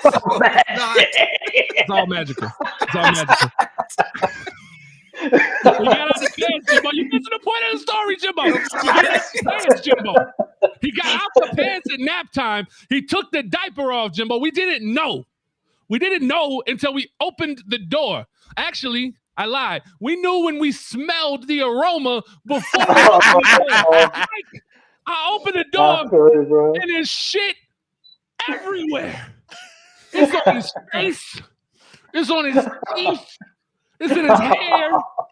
It's all over the lining of the crib. It's on the mattress. It's on the floor. And I just looked for a second. And this isn't my first rodeo. This is kid 4. This isn't my first rodeo. Lyric did this in her heyday, and we had wicker furniture in her room. Oh, with the hose. We had to throw it away. We couldn't do it. I'm about to say, you didn't get it out of there. You should put it on the curb and see if somebody else will take it. There was a whole bedroom set out of there. And I sat there yesterday, and when my wife got home, I'm in the bathroom. My son is in the bathtub. He's just having a blast. Like, this is the greatest shit ever. I'm scrubbing a mattress. And she just walks up the stairs. And I was like, I will never stay at home with these kids ever again. No. We are going back to the old school household. I am the breadwinner. I work every day. You get your barefoot ass in the kitchen because I'm sick and tired of taking care of these fucking kids. Jesus Christ. Bro, you ain't lying, man. You ain't lying. It's hard. Shout out to the It's moms. hard. Shout out to the moms in the world. I'm right there with you. Anybody who says stay-at-home moms don't deserve a fucking award. Anybody who thinks it's easy. They don't know what the hell they're talking about. You have no idea. Lord. It's an overtime and then some job. It's a double time job. Terrible. So yes, Jay, absolutely. He might have got a taste of them kids after 10 months. I'm like, man, fuck these kids. Yeah, but it wasn't no babies. It wasn't no babies, man. That man was out there. He was back home. He was cheating. He was doing good. He was doing all the stuff. He found out his son Brady was had to finger start going gunning somebody's booty. carpooling. That's where he got the move from. Yeah, He got it from his son. He got a son? He told his son. That's what he told his son. He's like, this is what you do, son. That's what you do. You reach on the outside of the jeans, and you try to get a nice little firm grip. Yeah, you see what you're working with first. You gotta see what you're working with first, because if it stank, it's gonna stay through them jeans. But that's how you know if you want to take her home, son. Hey, fuck out of here. Hey, Jay. He told him give it a +2 mentality. Yeah, man. +2, man. Oh, the Urban Meyer jokes write themselves. They write themselves. I still like that saying though. No, me too. I literally, like I said, a lot of what Urban was preaching, what he publicly like it until preached. your girl starts saying it +2. Like, yeah, where's the rest? +2. I need you to more. get more. I need you to get more. +2 mentality. There was this comedian, it was a white boy, a bald-headed white dude, and he was on that show. You remember that show used to come on? I think it was HBO. It was White Boys in the Hood, and it would be white comedians doing comedy in front of all black audiences. Mm-hmm. The shit was hilarious, and he's telling this story, and he's like, so I'm fucking this girl. And I got a fucking 9-inch cock, and the crowd starts laughing. He's like, "Hey, fuck you! It's my story. I said it's 9 inches, so fuck you. Leave me alone." And he's like, and she's like, "Yeah, ooh, deeper." And he said, I just stopped and looked at her. What do you mean, bitch? There's no more. There's no deeper. It's not like I have 2 inches of dick on reserve for you. Like, that was the funniest shit I've ever heard in all of comedy. That was hilarious. It was hilarious. +2, you're right. That's hilarious. That is hilarious. I was gonna win a boxing match between Levy and Booty saying. At first I didn't think about it. I'm like, you're talking about AJ Peterson. You're talking about AJ Peterson because of that belt. Boy, that's funny as fuck. I don't understand it. I don't know if y'all seen Pootie Tang, but yeah, that's hilarious. That is hilarious. I don't know who that is right there. Give me a second. Us and them, that's hilarious, bro. Oh wow. He said Pootie Tang. They boxing for real? Yeah, they're fixing the box. What's the odds at on that money? I don't matter what it is. Take Adrian Peterson. I can tell you that right now. I like AP. Yeah, it don't matter what it is. No. It's guaranteed AP. I don't care what it is. Yeah, exactly. I don't care what the odds are. It ain't even worth looking. Just put some money on Peterson. Well, I think a lot of people think that Adrian Peterson is going to win. So you might want to put the money on the underdog. I mean, hey, you might throw a little $5-10 or something on him just in case because he is younger. I mean, he is younger. This ain't football. This is. You know what I'm saying? He's younger. I will. We see what Adrian Peterson do to kids. So we ain't won't care he's younger. Look, he might have spent some time with Ray Rice, bro. You don't understand, bro. Le'Veon might go. He might, but I will say this, man. Remember when a few months back Frank Gore fought what's his name, Deron Williams, the NBA player from the Jazz? Bro, I had money on Frank Gore. I'm like, yo, he's got this in the bag. He's an NFL player. He's physical. Man, he got out there and got his ass whooped by an NBA player. He was exhausted. Yeah, he looked. Yeah, he was done in the second round. And it makes sense when you think about it, because like you said, he's physical. He's I would have bet on Frank Gore to knock him out. If that was a UFC, if that would have been like a UFC fight, I'll take Frank Gore every day. But yeah. 3 rounds, like, you know what I'm saying, a couple rounds, but you boxing and you got to be on your feet. Like, I'm gonna get that. But bro, here's what I don't understand, man. Like, okay. If I got a boxing match coming up, you got to be able to train for 3 rounds. Like every day you need to be sparring for 3 rounds. And then you get in there and they look dog ass tired. It's the pop, bro. It's like wrestling. They talk about the pop. Like they blow up is what they call it. at their entrance because they're so hyped. The adrenaline's just through the roof, and then the crowd goes Yeah. crazy. The music hits, and by the time they make it to the ring, they're exhausted because it was the adrenaline dump.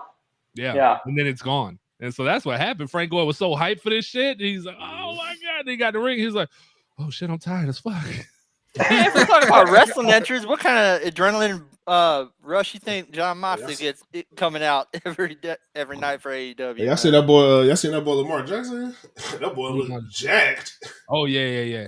Yeah, Lamar looked jacked. Zach Wilson got bigger. Lamar Jackson looked jacked. I think they on the same substance. I don't know what's going on. These quarterbacks. No, they figured out. Hey, we gotta get big. We gotta get bigger and stronger, bro. Look, they looking at Josh Allen and them boy like. Big, I mean, hey, Patty Josh Allen's built like a brick wall. Yeah, Josh Allen's thick, Patty thick. Like it's thick boy season. Trevor Lawrence says he put on a little weight. Trevor Lawrence is not thick. Hey, not thick, he put on a little bit. Hey, You telling his arms though. You telling his arms. Who ain't putting on no weight? Who that? You know who ain't putting on no weight? Tom motherfucking Brady. Oh my God. You know what? You're right. He's not putting on no more weight because those rings are heavy, and he's not finna add another one of them bitches. I think it's the kissing his sons in the mouth. That's what keeps him light and feathery. Oh man, his diet is like real. You know what Tom did for a month? For a month, he ate fucking pizza and McDonald's and all. Like, bro, he feasted on all the shit he hasn't eaten for 12 how many years? 20 years. Doesn't sound real to say it. Yeah. Not football. He's 44. Wow. Yeah. 22 years in the league. Crazy. Yeah, it is crazy. What was I watching? I was just watching something on NFL Network, and it was talking about it was an older player. I was about to say 22 years ago. I was like, I don't know, Dawson Creek was on. No. Now. I was just watching it the other day, and it was talking about it was an older player. And I mean, when I say it, people are gonna say like it's an older player sounding salty, but it made a lot of sense to me. And he was talking about you know what? I think it might have been. Was it Bruce Smith? It might have been Bruce Smith because I watched that the other day. Buck Fruit Smith.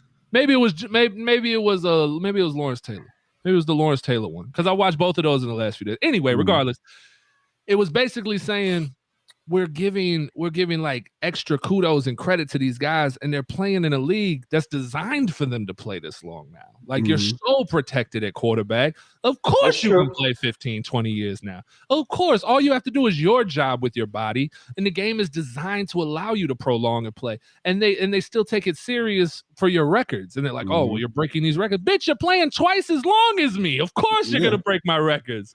And my thing is, but with him, at least with Tom Brady's case is, he had to play through both eras essentially of football before the rules changed, after the rules changed. Yeah, he did. He's gone into both middle window. He was right in that middle. And but also, I mean, but you can tell that the rules have benefited him. Look at it. If you look at his yards, he's never thrown for as many yards over these last 5 seasons.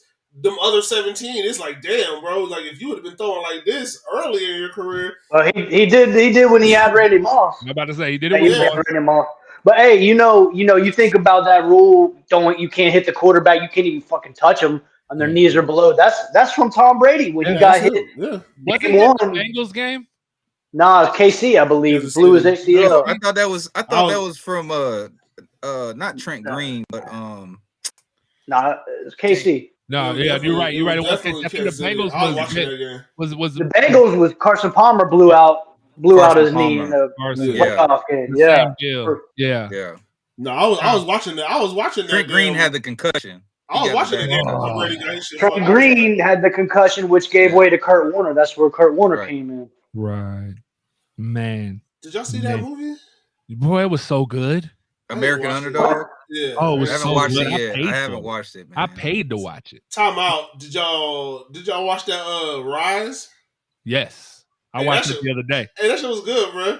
That shit gave me chills more times than I've had since like Remember the Titans, watching one of those kind of movies. Because it's like the end goal, but it's like, bro, they was getting chased through the fucking thing. I was like, oh shit, but I love those kind of movies because I'm watching it with my kids, and then I got my kids asking me, "Daddy, why are they running from the police?"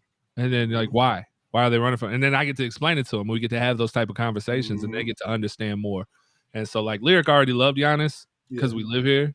And so it's like she already thinks he's super dope. But now to see his story, and it's like we knew, right? Yeah. Like we knew the Greek freak came from Greece. But and stuff seeing and all it, but Wow. you don't know everything. You and don't that, know. They went in depth with it. I liked it. It was really good. That was crazy. It was a pretty amazing movie. You can get it on Disney Plus for the free ski if you have it. But no, I did watch that movie. I paid $20 to watch that movie a few days after it came out, and it was amazing. You know what else I watched, Jimbo? We haven't got a chance to talk about it. I watched the Multiverse of Madness finally. Oh yeah, did. My That's brother. a good movie. I did. My brother. You haven't? I probably don't be watching the Marvel movies, bro. I could, okay. bro. I don't think I tell you what, man, they were Spider-Man. rated R mature. Spider-Man is really the only, and Black Panther are the only Marvel movies that I've seen probably in entirety. Like everything. I mean, and this is with this universe or the last whatever wars. Like, yeah, I've seen most of the X-Men and like Logan. Like, I fuck with X-Men. Them X-Men movies to me were tough, but I don't Deadpool. know.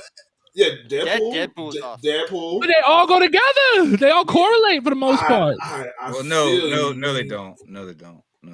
I mean, they're just all in the same comic. They're just all in the same comic world, essentially. Right. But there's Yeah. different Now, worlds like they're now, into, now with the multiverse, they're connecting it all together. But it, like really, because the X-Men, were bought by Sony. Fantastic Four was bought by Sony. Spider-Man was bought by Sony.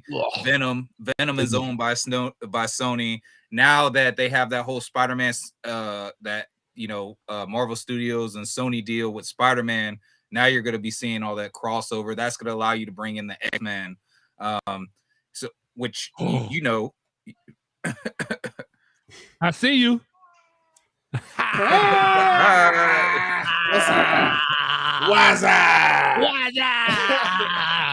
yeah, it's gonna be dope. But that's why like people are confused. Like, how comes the Spider-Man movies aren't on Disney Plus? And that's because they're still owned by Sony.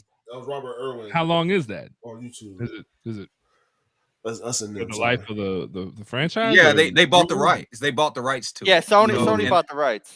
Yeah, and Marvel bought the rights to use the character, but they can't like use them on their platforms. Like, that's why Starz got like Venom and fucking all the Spider-Man movie, the Tom Holland Spider-Man movies. Yeah, bro. Hey, bro, I mean, shit. Hey, Sony, bro, they do it. What Sony say? We gonna chop this up because look, they should have never been offering it to sell. Like, they weren't taking off yet. But I'm about to say the Marvel wasn't. I think they were heading down like on some kind of NBA. It wasn't. Nobody was running out. Nobody was running out to see those movies like that. I mean, like there was the loyal comic book heads, the good Spider-Man movies, but it was them trash ass Iron Man movies. That's what happened. Didn't nobody want to go in there and fucking watch that shit, bro? You're tripping. Iron Man wouldn't send it off. It, bro. Man, I put like this. I would tell you what movies suck. That second Incredible Hulk, that goddamn Iron Man 1 was so fucking bad. Like, it was so slow, bro. I don't want to do this with Jay. Jay's gonna make me do it. That's what, bro. I don't want to, bro. You're entitled to your opinion. You're wrong. Your opinion sucks, but you're entitled to it. It's fine. Hey, the new Thor movie came out today. Hey, look, the new Thor movie did come out today. Thunder. Hey, Thunder. Hey, Jimbo, I'm gonna see that Sunday. Hey, Jimbo, you saw me handing Craig his ass on Facebook? Bro, I wasn't even gonna say it. I was gonna talk to you about that off air. You know what I'm saying? Man, that shit, man, Craig sound like his daddy. Talk about in that sense of it, because I'm like, boy, you are tripping, dog. Okay, in case the people watching the show don't know who Craig is, can you put his picture Tennessee up? Craig. Tennessee Craig. Goddamn Tennessee Craig. I don't know if I Let's still see have his him. I was best side. deleting him. Can we see his best side here for a second? He's gone. I deleted him.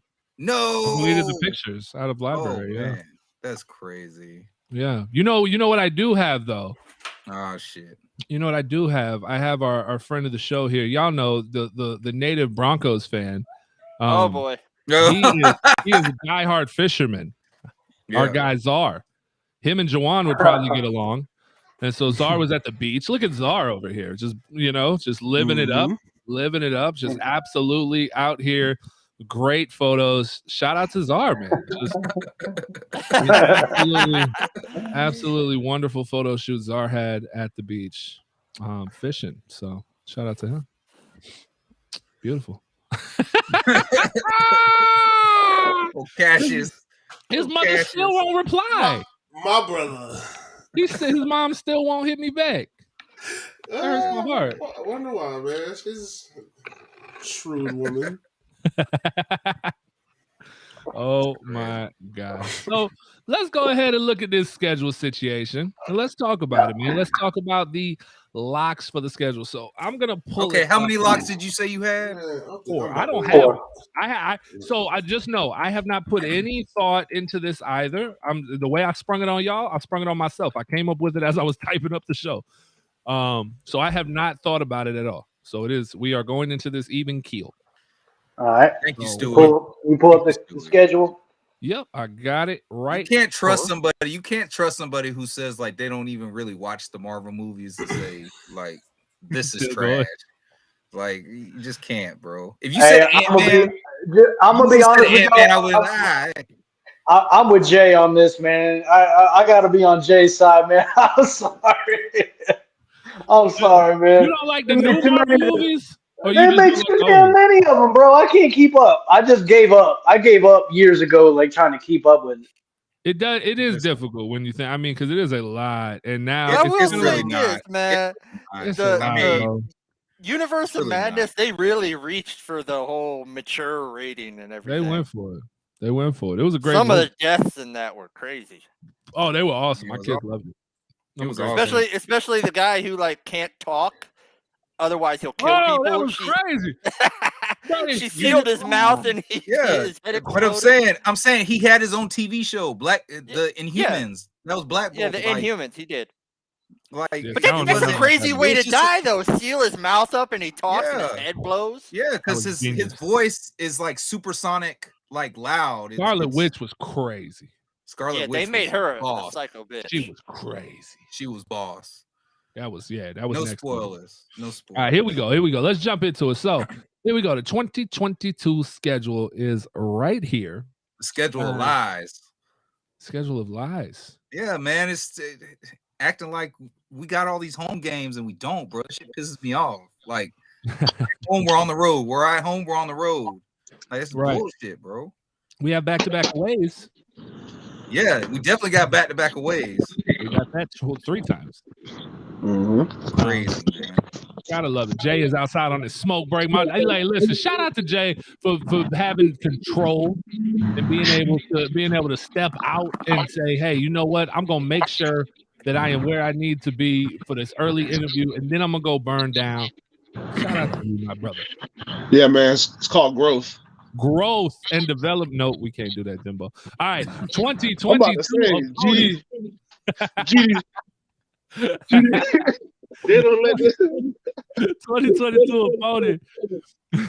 We have we've got the schedule right here on the screen. You guys currently tuned in, man. Y'all can comment whatever streaming service you're watching us on. Go ahead and comment your picks for locks for this current season. What 4 games are you for sure, without a doubt, would call up Money Mike and bet the money on it that you know the Jags are gonna win? Who's up? Here we go. Jimbo, you're first, just because you're first on my list here. Give me your 4. So 4 that I know for sure we're gonna win. For a fact, like you would bet a week's pay on it. Washington, because I already got a bet out on it. Beautiful. The Colts, Dallas, and Detroit. Hold on. I'm gonna take Detroit off. I'm gonna switch it with New York with the Giants.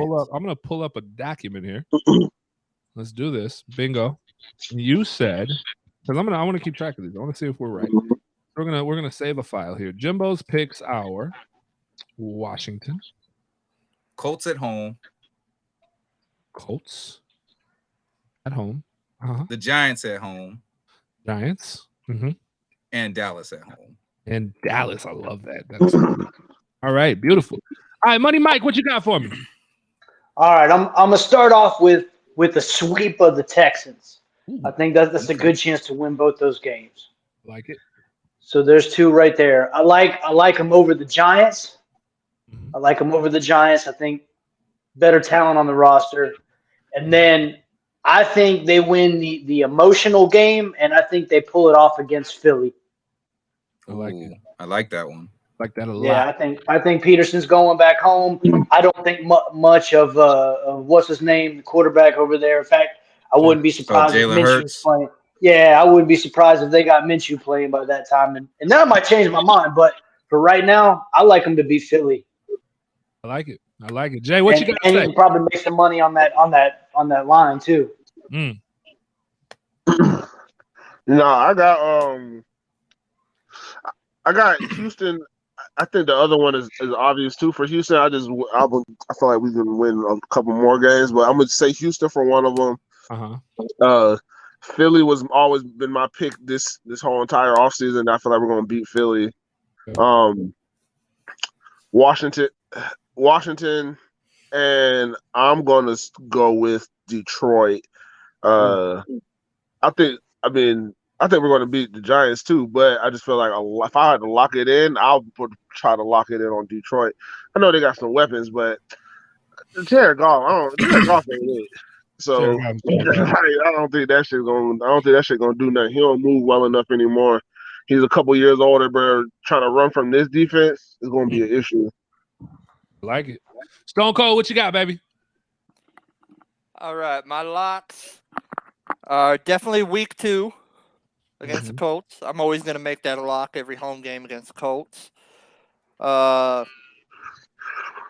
think the Titans game is going to be a lock. The Giants, I'm going to lock that in as well. You said Titans? I'm sorry. The Houston Texans, my bad. Texans, my bad. Gotcha. Giants are going to be a lock. I'm going to go with Jay on that one. Be Detroit a lock. There you go. All right, that's your 4. I mean, I agree with every single one y'all said. Let me see if they're any different for me. Just so I can be different. I'm gonna go with the Washington game. I'm gonna go with the Colts at home. I am going to go with the interesting. I'm gonna go with the Denver game, and I'm gonna go with the Jets game. But only prime time game. If there's a game that I would put money on right now, though, if I'll put 100 on it right now, I feel like I'll put that shit on that Kansas City game because we're not supposed to win that by any stretch of the means ever. Yeah, that's give me 100. That line's give me 100. Mm-hmm. Give me your 100. I'll put it in the bank right now. Go for it. Hey, I got one for you. I got one for you for surprise pick. Okay, I'm looking at that Las Vegas game with a West Coast team coming east for a 1:00 game, which is always tough. Yeah, probably still going to be hot in November. Yeah, I wouldn't be surprised to see them win that game either. No. I mean, we've kind of dived into this before, and I guess you can give us your thoughts on the schedule itself. And I mean, you have said that you have the Jags winning a fair amount of games, more optimistic than some. And I say like Washington, I've got a win. Colts, I have a win. I have a loss against the Chargers. I have a win against Philly. I have a win against the Texans. That means we're sitting at 4-1 going into week 6, where I say we take an L to the Colts. We're sitting at 4-2. We beat the Giants. We're 5-2. I got us beating the Broncos. We're 6-2. The Raiders is a very winnable game, but I had us losing it just because I don't want to sound too optimistic. So we're 6-3. I'll take the L to the Chiefs, but I do agree, Jay. Like that's trap game city right there. Chiefs coming here, middle of the season. We have no idea what injuries might look like. Actually, we're going to Kansas City. We're going to Kansas City. Oh, we're going to Kansas City. My bad. I told you, bro. We ain't got no back-to-back home games, bro. You're right. No, this is crazy though. But we beat the Red Sea. Has anybody ever played a team in the preseason and then played them in the regular season like we're about to do with the Raiders?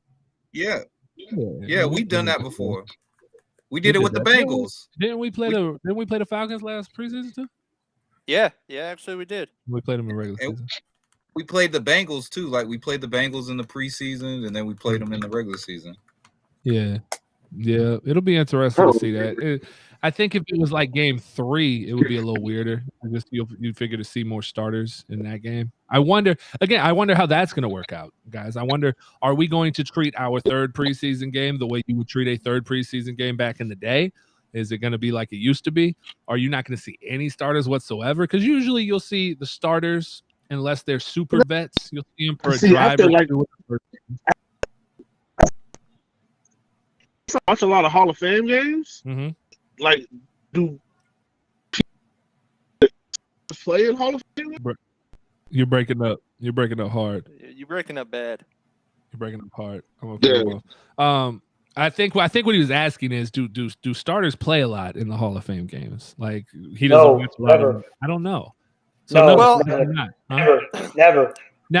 what about last year though?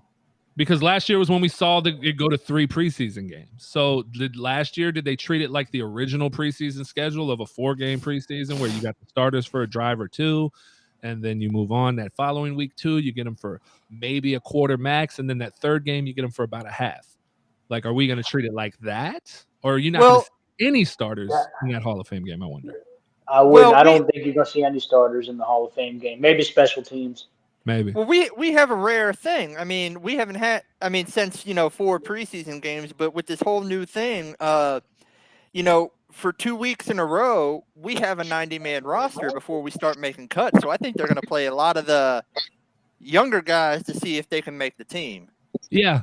Yeah, and I think for those guys, I think it is a good thing. Like I always hated the shorten the preseason arguments, especially from fans. It bugged me because I'm like, bro, shut up. Just deal with preseason football for another week.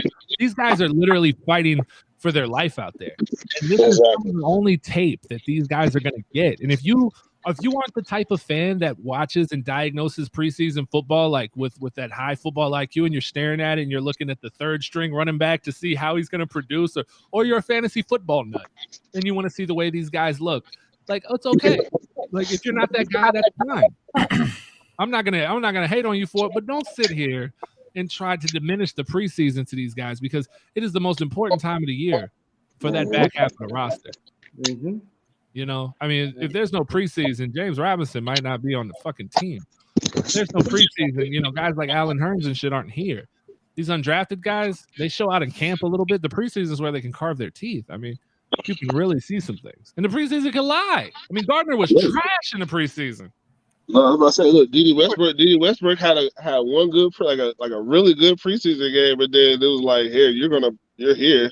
Not D.D. Westbrook, Keelan Cole. Jeff Cotton balled out in the preseason last year. Didn't see it the happened. field. Huh?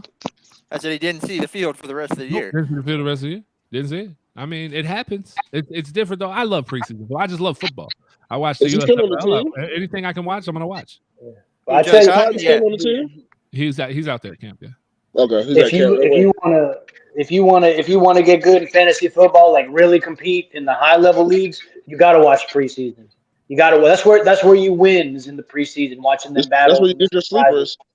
You find some gems. I always watch the like anytime that I've ever like super dedicated my time to fantasy, like every day going in there looking at them, working on waiver wires, like I usually do very well. Like if I'm just sitting in and kind of forget, I do okay. But like that's why anytime I've really done really, really well is just working waiver wires, working and seeing who the fuck is turning up in certain places. I've seen guys not having, especially like some of my top players that I picked. They're like, bro, y'all kind of struggling, bro. Like I need you way too inconsistent. Like you talking about Robbie Anderson. I've had Robbie Anderson on my team for like the last 3 years. I'll find a way to get him because I know through a certain stretch of the season, he gonna give me about 3 at a certain little 5-game stretch of the season. He's gonna give me 3 or 4 really good games.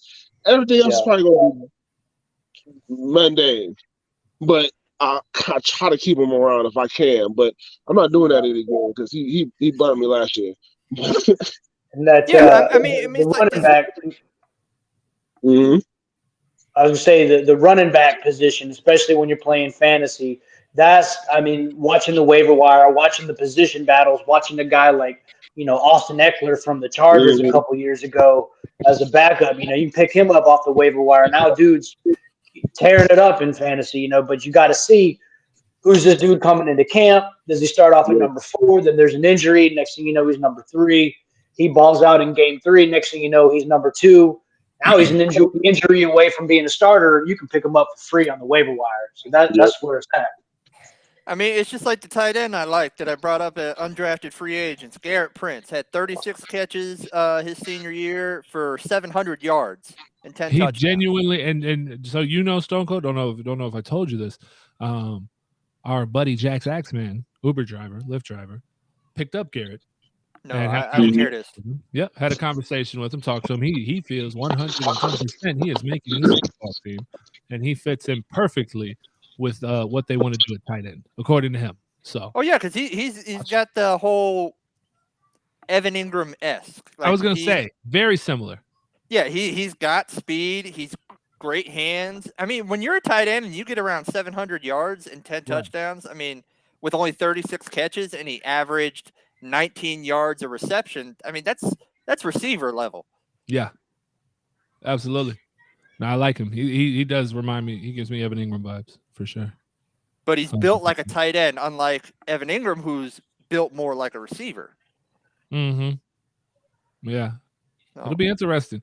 I think that when we take a look, let me pull it up right now, actually, because we this is beautiful when we don't have the longest interviews ever, but there's so much showtime left. It's like, wow, there's so much more we can talk about. Let's pull up the roster. Let me pull up the roster. Listen, are way too soon cuts coming up? Because that's what they are. I wish I would have prepared you guys because we could do it right now. I just Jesus Christ. I mean, when you look at this, I mean, let's do it together. Let's do it together. Let's share the tab. Man, not the Pornhub tab. This one right here. There we go. All right, here we go. So, no, that's 2021 roster. What are we doing? I don't want that. That's weird that it says that Montaric Brown wasn't. Yeah, I was about to say no, it's not. It's not. It just says it up there. All right, so here we go.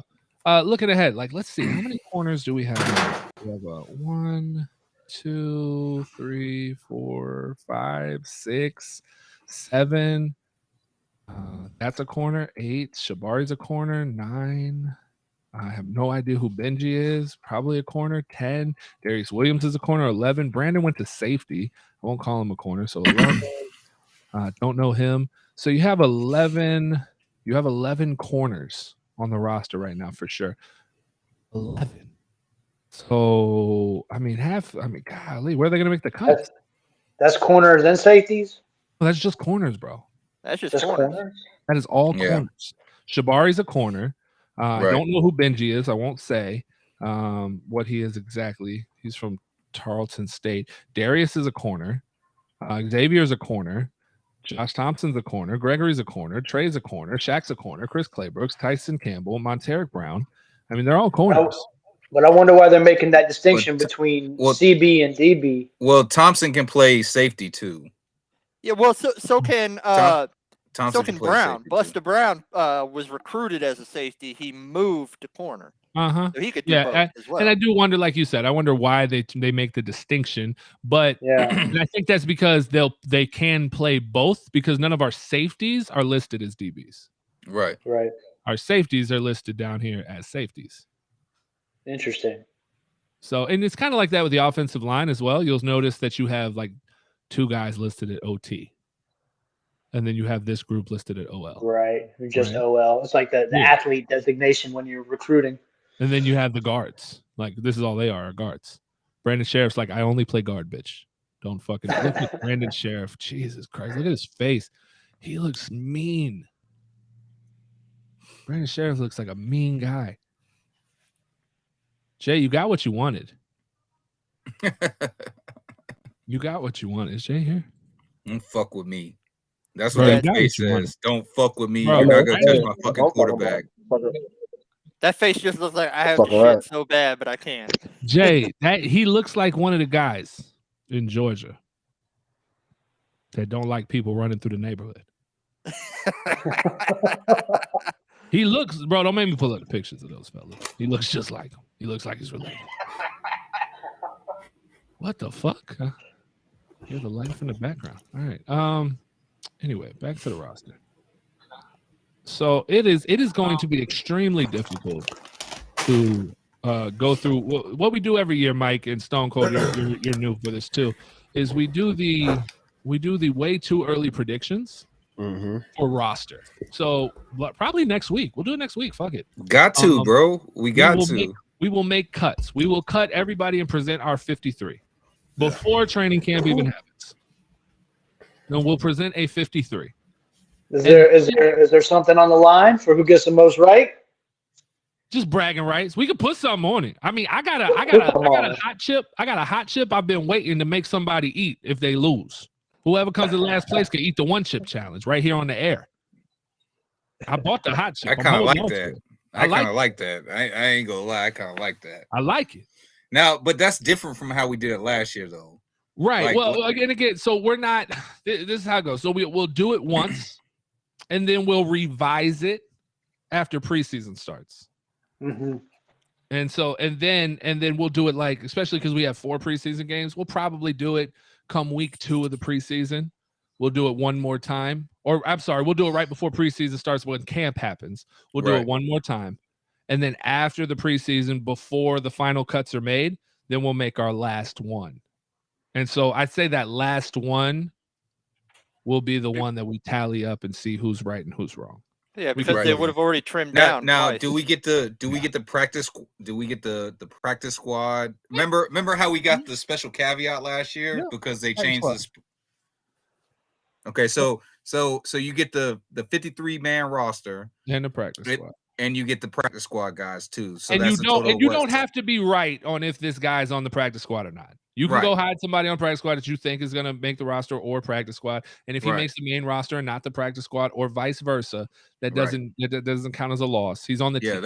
He's on the team. Right. That's what matters. He is not cut from the team. He's right. So what is that guy? Super fun. It was super fun last year when we did Look it. at that. What is that?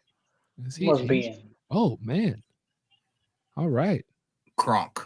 He's from Iowa as well. Okay. He actually looks like Kronk from Emperor's New Groove. Mm-hmm. Okay. That's the thing. Got it.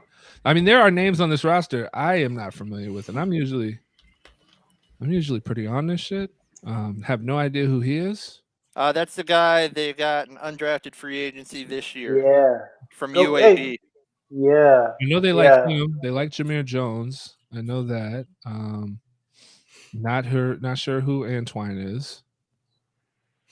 Gotsis. I love Gotsis, of course. Bruh, y'all know they you know how they got the Swiss rolls and the strawberry shortcake rolls? Yeah. You know they got the zebra cake roll? Yeah. Really? Yeah, dog. Got the munchies already. Yes. Hey, I worked. Hey, it was. He said how hot it was today. Yeah, man. I worked in it, so. This Stone Cold guy, man. Wow. Can we stop hiring IBM programmers to kick for us? What the fuck? He looks like a kicker though. I mean, he looked like he probably got his protractor somewhere on there, bro. Like he gonna get that right there. If I kick it in his meantime, he's filling out Excel sheet. I'm telling you, like what? He helping with he's helping with the website, the team website. Yeah. This guy though, this motherfucker's massive.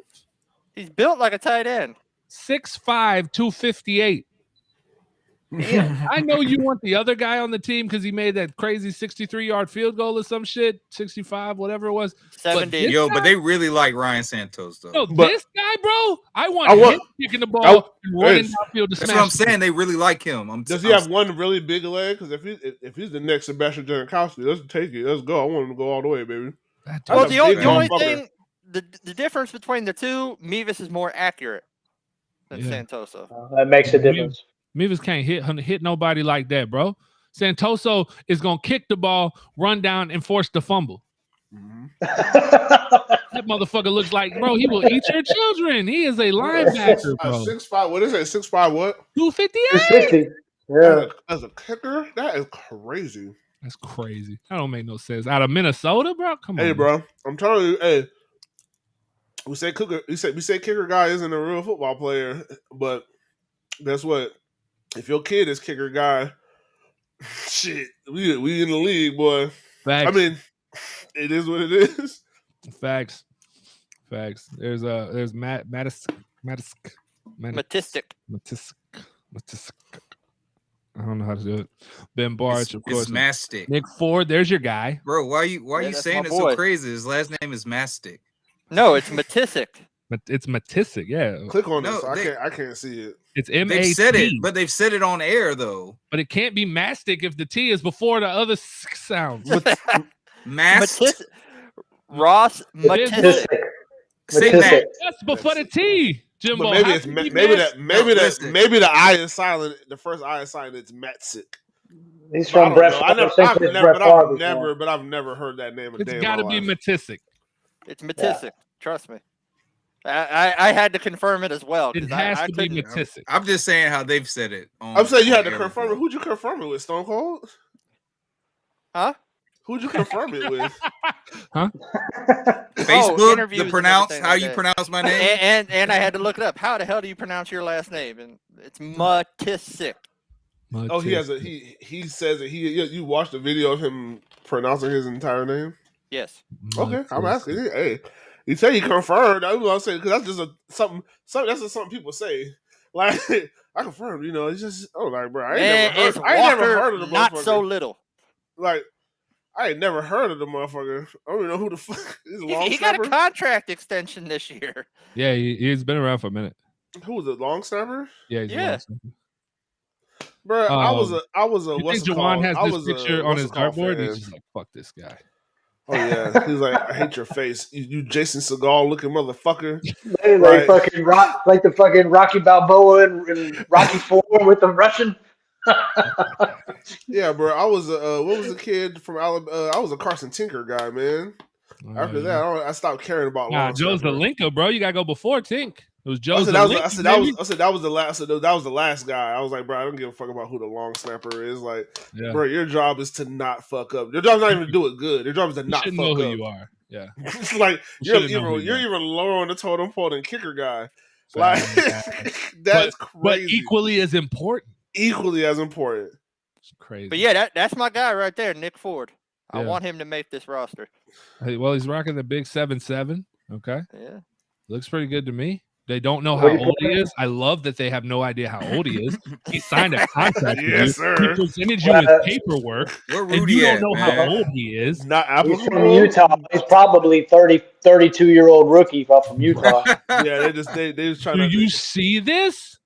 I think I work with that guy. Yeah, for real. He eats people. Is that Lamise? Yeah, that's a big boy. Hey, real shit though. Don't he look like a chunky Kyler Murray? Like in the face? He looks like a chunky Kyler Murray. He looks like any Kyler Murray, bro. Yeah. Left in the oven a little longer. Look, hey, we honey, we blew up Kyler Murray. We got some dogs though. Like you saw that boy and then Cam. Oh, they give Cam this. They showing Cam the love. Cam, you get this picture. Yeah, he just signed that contract. They got to Cam that picture. Hey, listen, you look at them pictures, man. We got some dogs over here. Well, what they give? He's still young too, man. What they give Trev? Oh, I'm saying go by weight. Go by weight? Yeah. See who the biggest lineman is? Yeah. Let's see. Who you got? Who you got it? Not Malcolm Brown. Devon Hamilton? No, maybe. No. Fatukasi. I bet it's gonna be. I'm gonna say Fatukasi. I'm saying Fatukasi. I bet it's gonna be an O lineman. I just don't know which one. Yeah. Jared Hawker. Big Jared, 6'5", 325. Look, man. Hey, look. It's all them. There's a whole bunch of hot dog away from being tied. 325, Jared 320, Hocker. Look at that 320. guy. Look at that guy. He's not playing at all. Look at him. He's too nice. He's got too pretty of a smile. You can't play. What are you doing? Bro, you see, 24 years old with 1 year experience, and then you got Cam Robinson, 6 years experience, and he's only 26. Just beastie. Yeah. Just beastie. You look at the difference. Only 26. 26. 6 years experience already. 6 years in the league already. That's incredible. You're right. I mean, look at this. Badara Traore. Right. 25. Yeah. 1 year experience. He looks mean. He doesn't look happy. Them boys play. Yeah, them boys play. Remember, these are the guys who did their they did their whole 4 years. And Hey, no, this motherfucker did more than 4. Yeah. I mean, you know, XFL or some shit. He was a purple shirt. You know, he was a junior college, and then he went to a 4-year. Yeah, he might have did 2 years junior college, and then he went. And you got that COVID year too. It might be some of that COVID year where you got the exemption. 326.7. 6'7", that boy. Sheesh. I mean, how old is Walker? Gotta be the tallest. How old is Walker Little? I'll tell you in a second. He's 23. Walker Little 6'7", Bertara Troy 6'7". Because I know he's gonna be right there during the 2020 year. Yeah, he's gonna be right there. Yeah, he's gonna have his numbers. He's gonna have his numbers. And then look at this. Look at that's height. That's height. I'm sorry. I thought that was weight. I was like, Chris Manhurst coming in the top 10 in weight. Just beast mode. Anybody not a lineman? Who's the next biggest guy on the team? What do we think? Trayvon. I was about to say Trayvon Walker probably. Let's go, baby. Let's go. 6'5", 275. I love it. And then but the problem is his weight is distributed so well. He could probably add on like 20 pounds and you wouldn't know. Yeah. Bro, I don't want him weighing 300 pounds. No, I mean you would. I think you know because he'd look even more massive than he is, bro. 20 pounds on that frame. Right. That motherfucker's gonna look like Aaron Donald, boy. Yeah, unless he settles into that interior defensive line position, then maybe you put 20 pounds on him. But if you're rotating them all around, you got to keep some agility. Keep him nice and lean. I know, but being for that big, but that motherfucker is big. That motherfucker is big as fuck, boy. He ran a 4.5 for being as big as he is. That's crazy. He's different. The next closest lineman is 25, 30 pounds. What's in that? Was 12 pounds or under him was Smoot. Yeah. Gotsis was barely ahead of him by like 10 pounds. Yeah. It's gonna be crazy, man. What's dude for the Washington, the Commanders? Chase Young? Chase Young? Yeah, Chase Young, man. I wonder what he weighs. Because I bet he's up there. He's a big dude too, man. Yeah, so I think he's like a 6'5", 6'6", like. Hey, Mike, I ain't gonna lie to you, bro. There's a thing called Google. You find anything. Chase Young is 265. That's 65. Yeah. He's a big boy too, man. I think there's 6'5", 6'4", is he 6'3" or 6'4"? 6'5". That's according to this. That's what it says. So 6'5", Yeah, when he's a big boy. Yeah, that shit's moving. Yeah, but he looks bigger than him too, though. So I mean, he is bigger than him, but let's go. But I mean, a lot of people were like, "Why are you having him an outside linebacker? He's 275." It's like Bradley Chubb was 270, and he's a stand-up outside linebacker. If you got the athleticism to go with that size, listen, anything that has to do with Jacksonville, bro, people don't want to hear the common sense logic. Yeah, bro, you have to understand that's a threat, bro. That is a threat. If he's dropping back in the coverage, that is a threat. Yeah. You're not throwing anything across the middle. You're not sending your slot directly at Trayvon Walker. Like, like I don't people, and that's the thing. Like with how the defense, I heard y'all talking about. It was like, the difference between DB and CB. It's like, yeah, because this fucking defense is supposed to be very, very interchangeable when it comes to your linebackers and your corners. And like, if you have guys who particularly are always probably going to be on the outside, they're probably going to put you directly. I mean, I didn't know, I couldn't remember where they had everybody, but I'm guessing Shaq. They got Shaq at corner, and not DB. So I figure the guys who can play multiple positions in the defense, that's why you're going to have all your. That's why you have DB instead of CB. I know that when you look at Trayvon Walker, here, you know what? I'll do this. I'll save it and add it. Because the Chase Young comparison was interesting because I was looking for the article that I had read, but at the time during the whole draft deal, they were comparing this metric that I'm about to put up on the screen is comparable to Chase Young's, and it's one of only 3 edge rushers in the last like 12 years or more who have put up numbers like this. And this is Trayvon Walker's. And I mean, they're talking about a 9.9, like 10 is perfect. Yeah. 9.99. I mean, everything he did, like literally the knock on him was his weight. This is only negative. Like he's not heavy enough, or is he too heavy? I don't know. They'd probably say he's too heavy. And that was a 272. But that's at 2. Yeah, he was 272. Right. Yeah, but they probably want to see, because I'll tell you another comp now. Now he's definitely way more talented, but coming from the Todd Bowles defense, Bucks took Joe Tryon last year, and he's same thing, outside linebacker, 6'6", 260. So I think that they're going to put him in that mold, and they'd probably be like, oh well, he can't weigh 275. He's 15 pounds overweight. Right. With elite speed. Right. So who cares? That's a 4.5, right?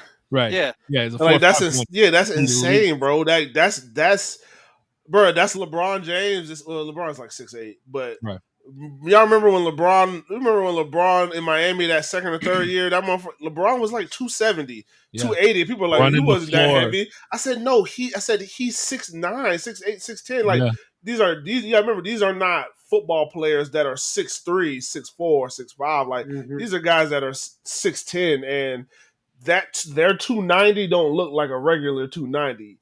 That motherfucker was ballooned Man, up. I even said, heard Jordan Smith lost like 25 pounds from being in camp and everything. Yeah, for as fucking big as he was. Lost his ACL too, right? Yeah. Fucking bum. Fucking ain't did shit, bro. No. My bad. Jordan Davis. Oh.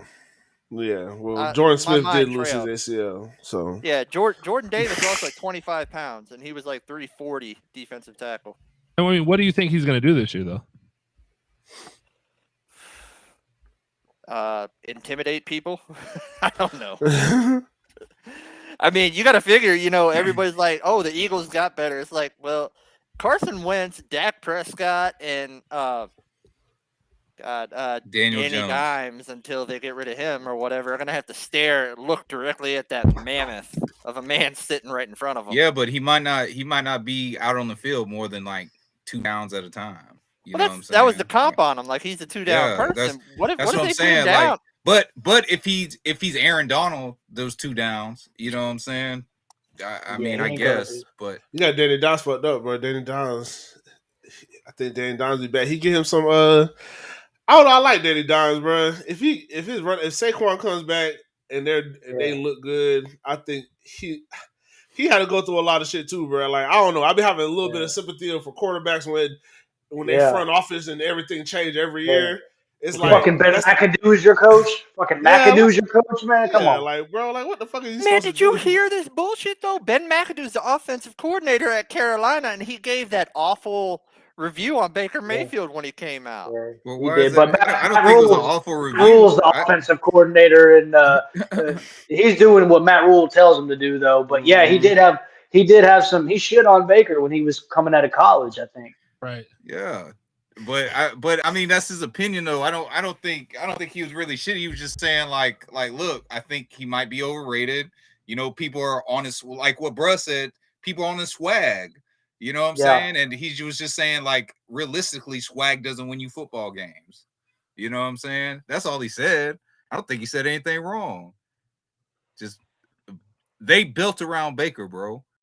Offense and defense. They gave Baker the tools to succeed over there at the Browns. I'm just saying, like, they did. And he balled out. Like, if you got that thinking face on. Yeah, I'm trying to see the 20. I want to go back and look at that 2018 draft class. Because I'm missing a quarterback. I know you got Baker. I know you got what's his name? Who's already Josh there? Rosen. Sam Darnold. Sam Darnold. Thank you. Josh Rosen. That motherfucker's talk about getting a raw deal, man. That motherfucker got a raw deal. That was rough. Yeah. And then you had Josh Allen and Lamar Jackson. They were both in that draft too. Yeah. Those were the 5 quarterbacks in the first round. Yeah, because I mean, and it was like pretty much, it was a toss up between Darnold, Baker. Some people had Rosen high. Some people had Lamar high. I don't think anybody had Josh Allen going top 5, but yeah, I don't know, man. Baker, he can play, but he's just, I don't think he's worth more than a couple wins over Darnold, if any. Well, they're both too mistake prone. Baker won the division, man. Get the fuck out of here. Hey, you saw that? I'm gonna hang this shit up right now. Hey, boy, look here. Hey, bet. Let's bet. Go ahead. Let's bet right now. If the Panthers come out and put the belt to y'all, boy, you ain't gonna want to come on this show that next week. I'm telling you. Yeah, but the Panthers really ain't gonna do nothing, bro. If Christian McCaffrey can't stay healthy, bro. Oh, of course. Like they're not gonna do nothing, bro. Of course. Well, let me tell you, you know who's got something for Christian McCaffrey? Levante David. He ain't doing shit. Yeah, I mean, your defense is nutty. I mean, then the way those linebackers are used and the way they move, Todd Bowles, the way he does what he does, I mean, it's different, bro. Like, you guys have a great defense, and it's only gotten better. Josh is tripping. Are you saying Malik Jackson, Josh? Can you clarify what Jackson you're talking about? But Baker's coming into a situation where he's like the second best quarterback in that division. No, he's saying we took Taven Bryan over Lamar Jackson. I thought you were saying like Taven Bryan over Malik Jackson. I'm like, what are you talking about, bro? But right now, you can put $100 down on the Carolina Panthers to win the division, and you get back 1,000. So it's still a long shot. So if you like that bet, you go ahead and put it. I don't like it. I don't like it either. I don't like it either. Listen, hey, Josh, man. We've talked about this a bunch of times, though, man. Picking up Taven Bryan made sense, bro. It made sense at the time. No, we are not doing that. No. I'm just telling it made sense at the time, bro. No. It made sense at the time, bro. Listen, Jay, I don't care what anybody could say. No, it didn't, bro. I'll put it like this. No, it didn't. I'll put it like this. Maybe choosing Lamar wasn't the best thing for the team, but choosing Taven Bryan was not the best thing. Like, that shit was not needed at all. Hindsight is always 2020, bro. Maybe Taven himself didn't make sense, but defensive tackle made sense. Yes, the position. The position made sense. Because you got to remember, we had 2 $100 million defensive tackles. Mm-hmm. Malik Jackson, and then we traded for Marcel Darius and picked up that $100 million defensive tackle. So we had 2 $100 million defensive tackles. And me and Jay are Gator fans, and we knew that Taven Bryan was not right. So the Taven, what kind of bullshit? Bro, I'm a Gator fan. What kind of bullshit is that? I'm fucking with you, man. The fuck?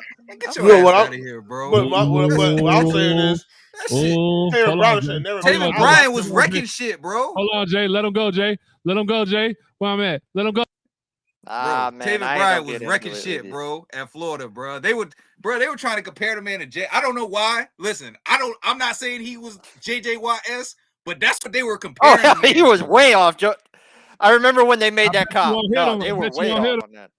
I'm just saying, bro. I'm not saying they were right. I'm just saying, but the man did make good big splash plays at Florida, bro. He did. He did, bro. I don't know what Florida games you were watching.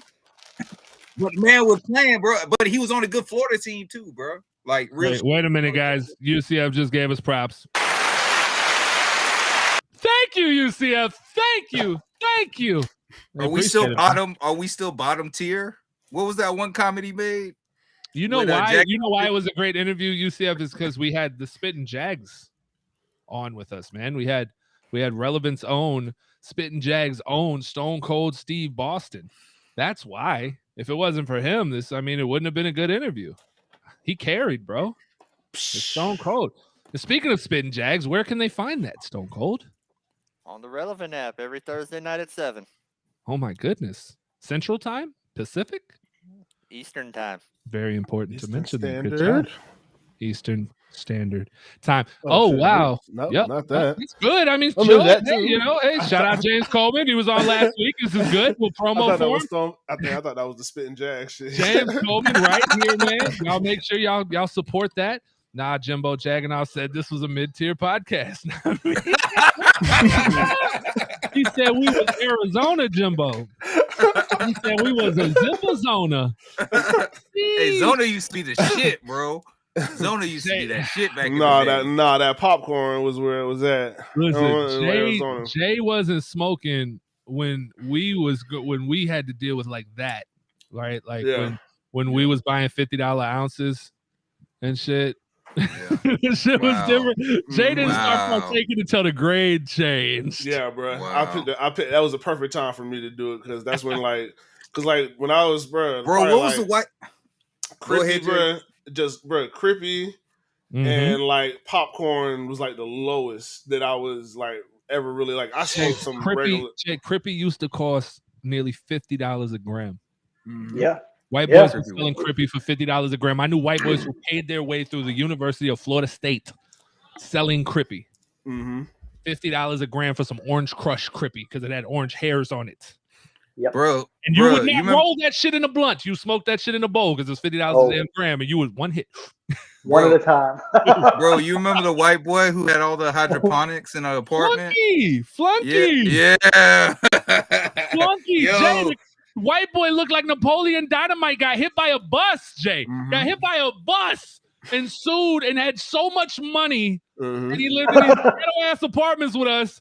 And he would just come over with the grade of the grade of the grade and just bust it out. And this was before it was in jars and shit like that. He had his shit in jars and shit. He was a physicist. This motherfucker had these. I mean, it was great. He be experimenting with shit and be like, hey, y'all try this. Tell me how this shit. Bro, we could have been smoking crack, bro. Bro, tell it, bro. We're talking about Flunky right now. I don't smoke. Nobody in my house smokes. We're not in the state that is legal. And I smell weed right now. Just from talking about Flunky. I smell it. I swear to God. I smell it right now. Like Flunky's name alone brings up the aroma. Bro, true story. That's a good friend Can to I have, can I tell the story about Flojo? Can I tell the story about Flojo? Joel. No. The story you talking about when we picked him up and then no. Well, yeah, it was that, but you don't remember. So we had. I gotta say, what story you talking about, Jimbo? Listen, hold on. Statute of limitations, Jimbo. What story you talking about here? Nah, listen, bro. So listen, this is a recorded line. In Alabama, bro, like they Reggie is perp, like that was they Reggie, right? Yes. So he brings all this perp, right? Yes. And we got, our stuff, a little mid, probably, bro. He took our shit, bro. We're driving down the road. He took it, he opened it, he smelled it, rolled down the window and threw it out the window, bro. Fucking right. And we're tripping. Hey, he frisbeed that shit. Bro, we're tripping. We're like, bro, what are you doing? Bro, we just bought that. He said, nah, folk. Motherfucker don't smoke that dirt. It's straight perp over here, cuz. It was different. Bro, we were so mad, bro. It was different times. It was different times, bro. Dog. But that perp was that gas, though. I would have pulled over and said, "Get out of the car." I remember, bro. That boy Webby, he said, Webby had in the brace. Say, I done paid $150 for a quarter of that sticky. I was like, boy, that was taxing. But now the prices are back up to that when you got some fire. But it's like, bro, inflation. $150 for a 7. Listen. Yeah. You're gonna cost money to drive and shit. Yeah, fleet fuel charge. Yeah. I'm telling you, they're charging delivery fees and shit. Mm-hmm. Have you ordered pizza lately? Have you ordered pizza and got delivery lately? Fuck no, that, I don't. Man. No, I go crazy. pick my shit up, bro. I don't do crazy. It's a $5 delivery charge. Yeah. And you're still supposed to tip, too. Yeah. I just got a question. If there's any now, you can comment later on, man. If you dope boy, whatever, bro. But how come? Listen, with all this technology, how come there ain't no discounts? Motherfuckers ain't giving out coupons for green, for nothing. Like, damn, bro. Everybody goes, Wacky Wings Wednesday. Sign up to my app and you get 20% off on Tuesdays. Yeah, you know what I'm saying? Buy one. Take credit cards and shit. You got the little plug that goes in the bottom of your phone. You just swipe. You know what I'm saying? Buy 7 grams, get 2 grams for free. Something, You want the weed man to do semi-annual sales like Bath and Body Works. That's what you're telling me. I mean, something. Every It's time good shit Monday. Come on now. Every time I come through, just have a nice little deal for me, man. Hey, yeah. Fuck Bath and Body Works, by the way. Yeah. I think they slick, bro. Semi-annual sale. Goddamn, every day is the semi-annual sale. My wife wants to go every time she sees the sign for the semi-annual sale. You know what she gotta do though? Hey, you know what she gotta do though? Bro, knock over a couple of candles that she like, and then you know what I'm saying? Bro, she dumpster dives at Bath and Body Works. Wow. You understand? If you go to a Bath and Body Works to dumpster dive, they throw away all of the candles that they light for samples. Yeah. Bro, we have a drawer. Don't look at me. We have a drawer. Because I wasn't gonna say that. Bro. Where is the box? We have a drawer filled with plastic Ziploc bags where she has taken, because they break them, where they break these candles. And you can literally, like, she just grabs them. She has this little, like, grabber thing, and she grabs the whole bag, and they're in Bath and Body Works bags. And she came home with literally a minivan full of Bath and Body Works bags. That's crazy. It's crazy. There's no reason to buy candles at Bath and Body Works anymore. If you need them, I got you. Holla at me. You see what Robert said? He said $13 for Papa John's to deliver. You got me fucked up. I believe you got me fucked up. Jimbo be sitting at work. You get a text and be like, "Oh, one time going out of business sale from the weed man." No, remember though, I took my girl to the outlet mall because I saw that shit, bro. Like it was closed. It was closed, but I'm just saying, yeah, bro. Everybody. The fact of the matter is, everybody wants a deal. That's all I'm saying. Everybody wants a deal, man. But the dealer don't want to give you a deal. Yeah, weed man don't care about what you want. It's supply and demand, baby. I mean, sometimes it depends on who you're talking to, bro. You know what I'm saying? And at the end of the day, if I don't try, then shit. Yeah, I'm liable just to pay a FN fee. So like I ain't on. Hey, there Stone Cold right now is over there going an effing fee. What in the blue? What is that's the vodka? The effing, I don't know what that is. Just listen, when you figure it out, Stone Cold, just don't say it out loud. Don't say it out loud. Just don't say it out loud. Stone Cold, hold on. Nobody, hey, it's the end of the show, Stone Cold. Nobody's watching. Go ahead, just say it one time. Oh my God, I'm out of here, man. I'm not turning my card in, boy. I am your host. That's the cannabis analyst agent, Jay. That's Stone Cold Steve. Motherfucking Boston, goddammit. Money Mike, J to the I to the MBO, and we are out of here. Now in the mix with the man and No, you're not, because we out of here. Wrong button. Yeah.